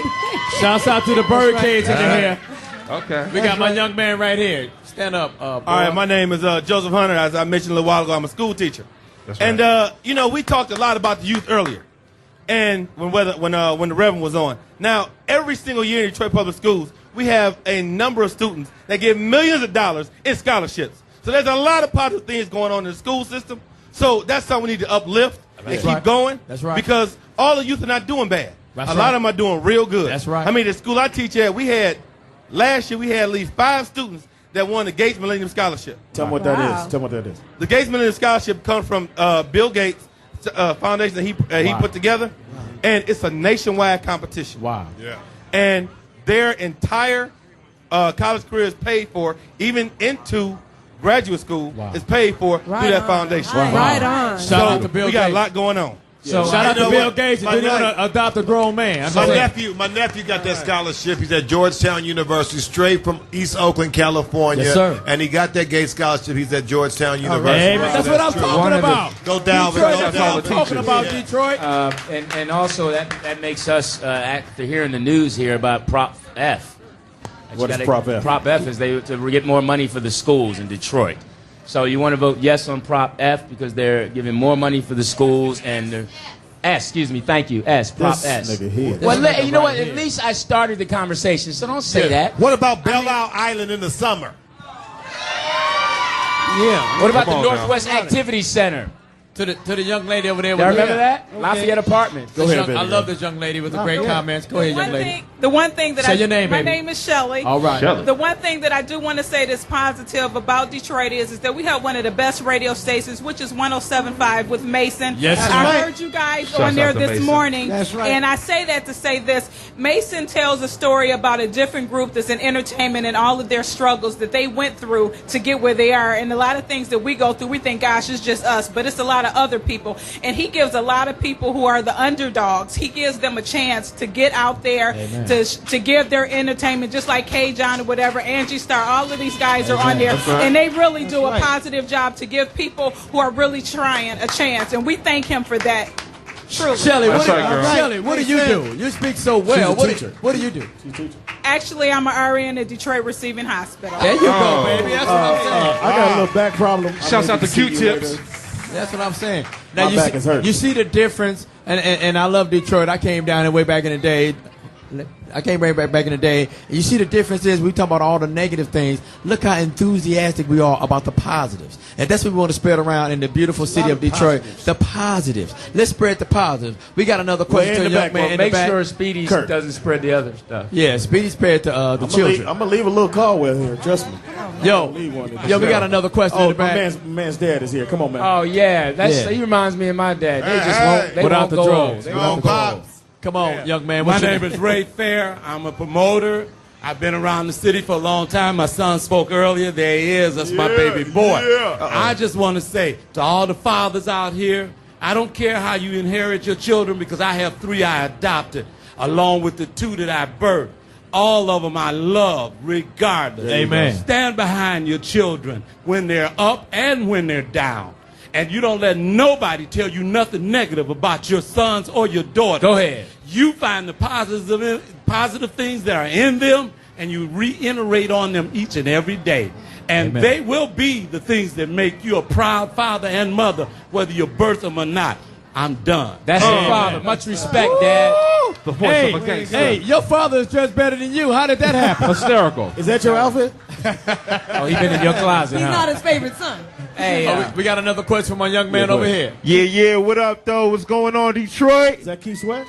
This is Nick Speed right here. Oh, my bad. My name is Nick Speed. I done worked with Jamie before, you know what I'm saying? I'm signed to 50 Cent's label as an in-house producer. I've been producing G-Unit's music since 2005. I done produced for Snoop Dogg. I done made commercials for Chevy. I done made beats for Music Soul Child, you know what I'm saying? And I'm right from the soil of Detroit City.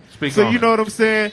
I represent the new generation of Motown, the new generation of everything going on in Detroit City, and I'm going to rep it real hard, just like everybody else I know. I represent all Detroit entertainers, and we going to take it to the top. Yes, all the way. sir. Could you rap with a full sentence? All right. Shut up. Hey, check it out. So Chicago. Hold on. So Chicago, you're on point. November 20th, when we get to Chicago, we're going to want this same response because I'm telling you, Detroit is taking it higher and higher. St. Louis, 21st, November. Be ready because we want to hear that positive side of the country so that white, you know what it is too? So white folks know that we are doing well. Like that them we got two over there? You better take us with you. Well, we had to hire them. I mean, you got two white folks. We ain't had nobody that actually can work that board. None of the brothers know how to work that shit. Goldstein and Pickelberg right over there. Oh, wow. A brother probably made the board. And support Barack Obama. Please support Barack. Yo, we Don't going to have let to it get go out of down here. low. We're going to do a quick We're not wrap leaving. up. We're not We'll leaving. do a quick wrap up. Mark Curry, tell the people who you are and where they can find you and what you got going on. Bam. Oh, wow. You threw me off on that one. Somewhere getting high. After that Spirit Airline, hanging with you guys is incredible. I don't even know where I'm going to be at. I really don't know. You threw me off. You're going to be at Howie's thing next month. Yes. Yeah. Yes. That's where I'm going to be. Check me out on Facebook, people. Hit me on Facebook. And that's a good way to hit me. And bam.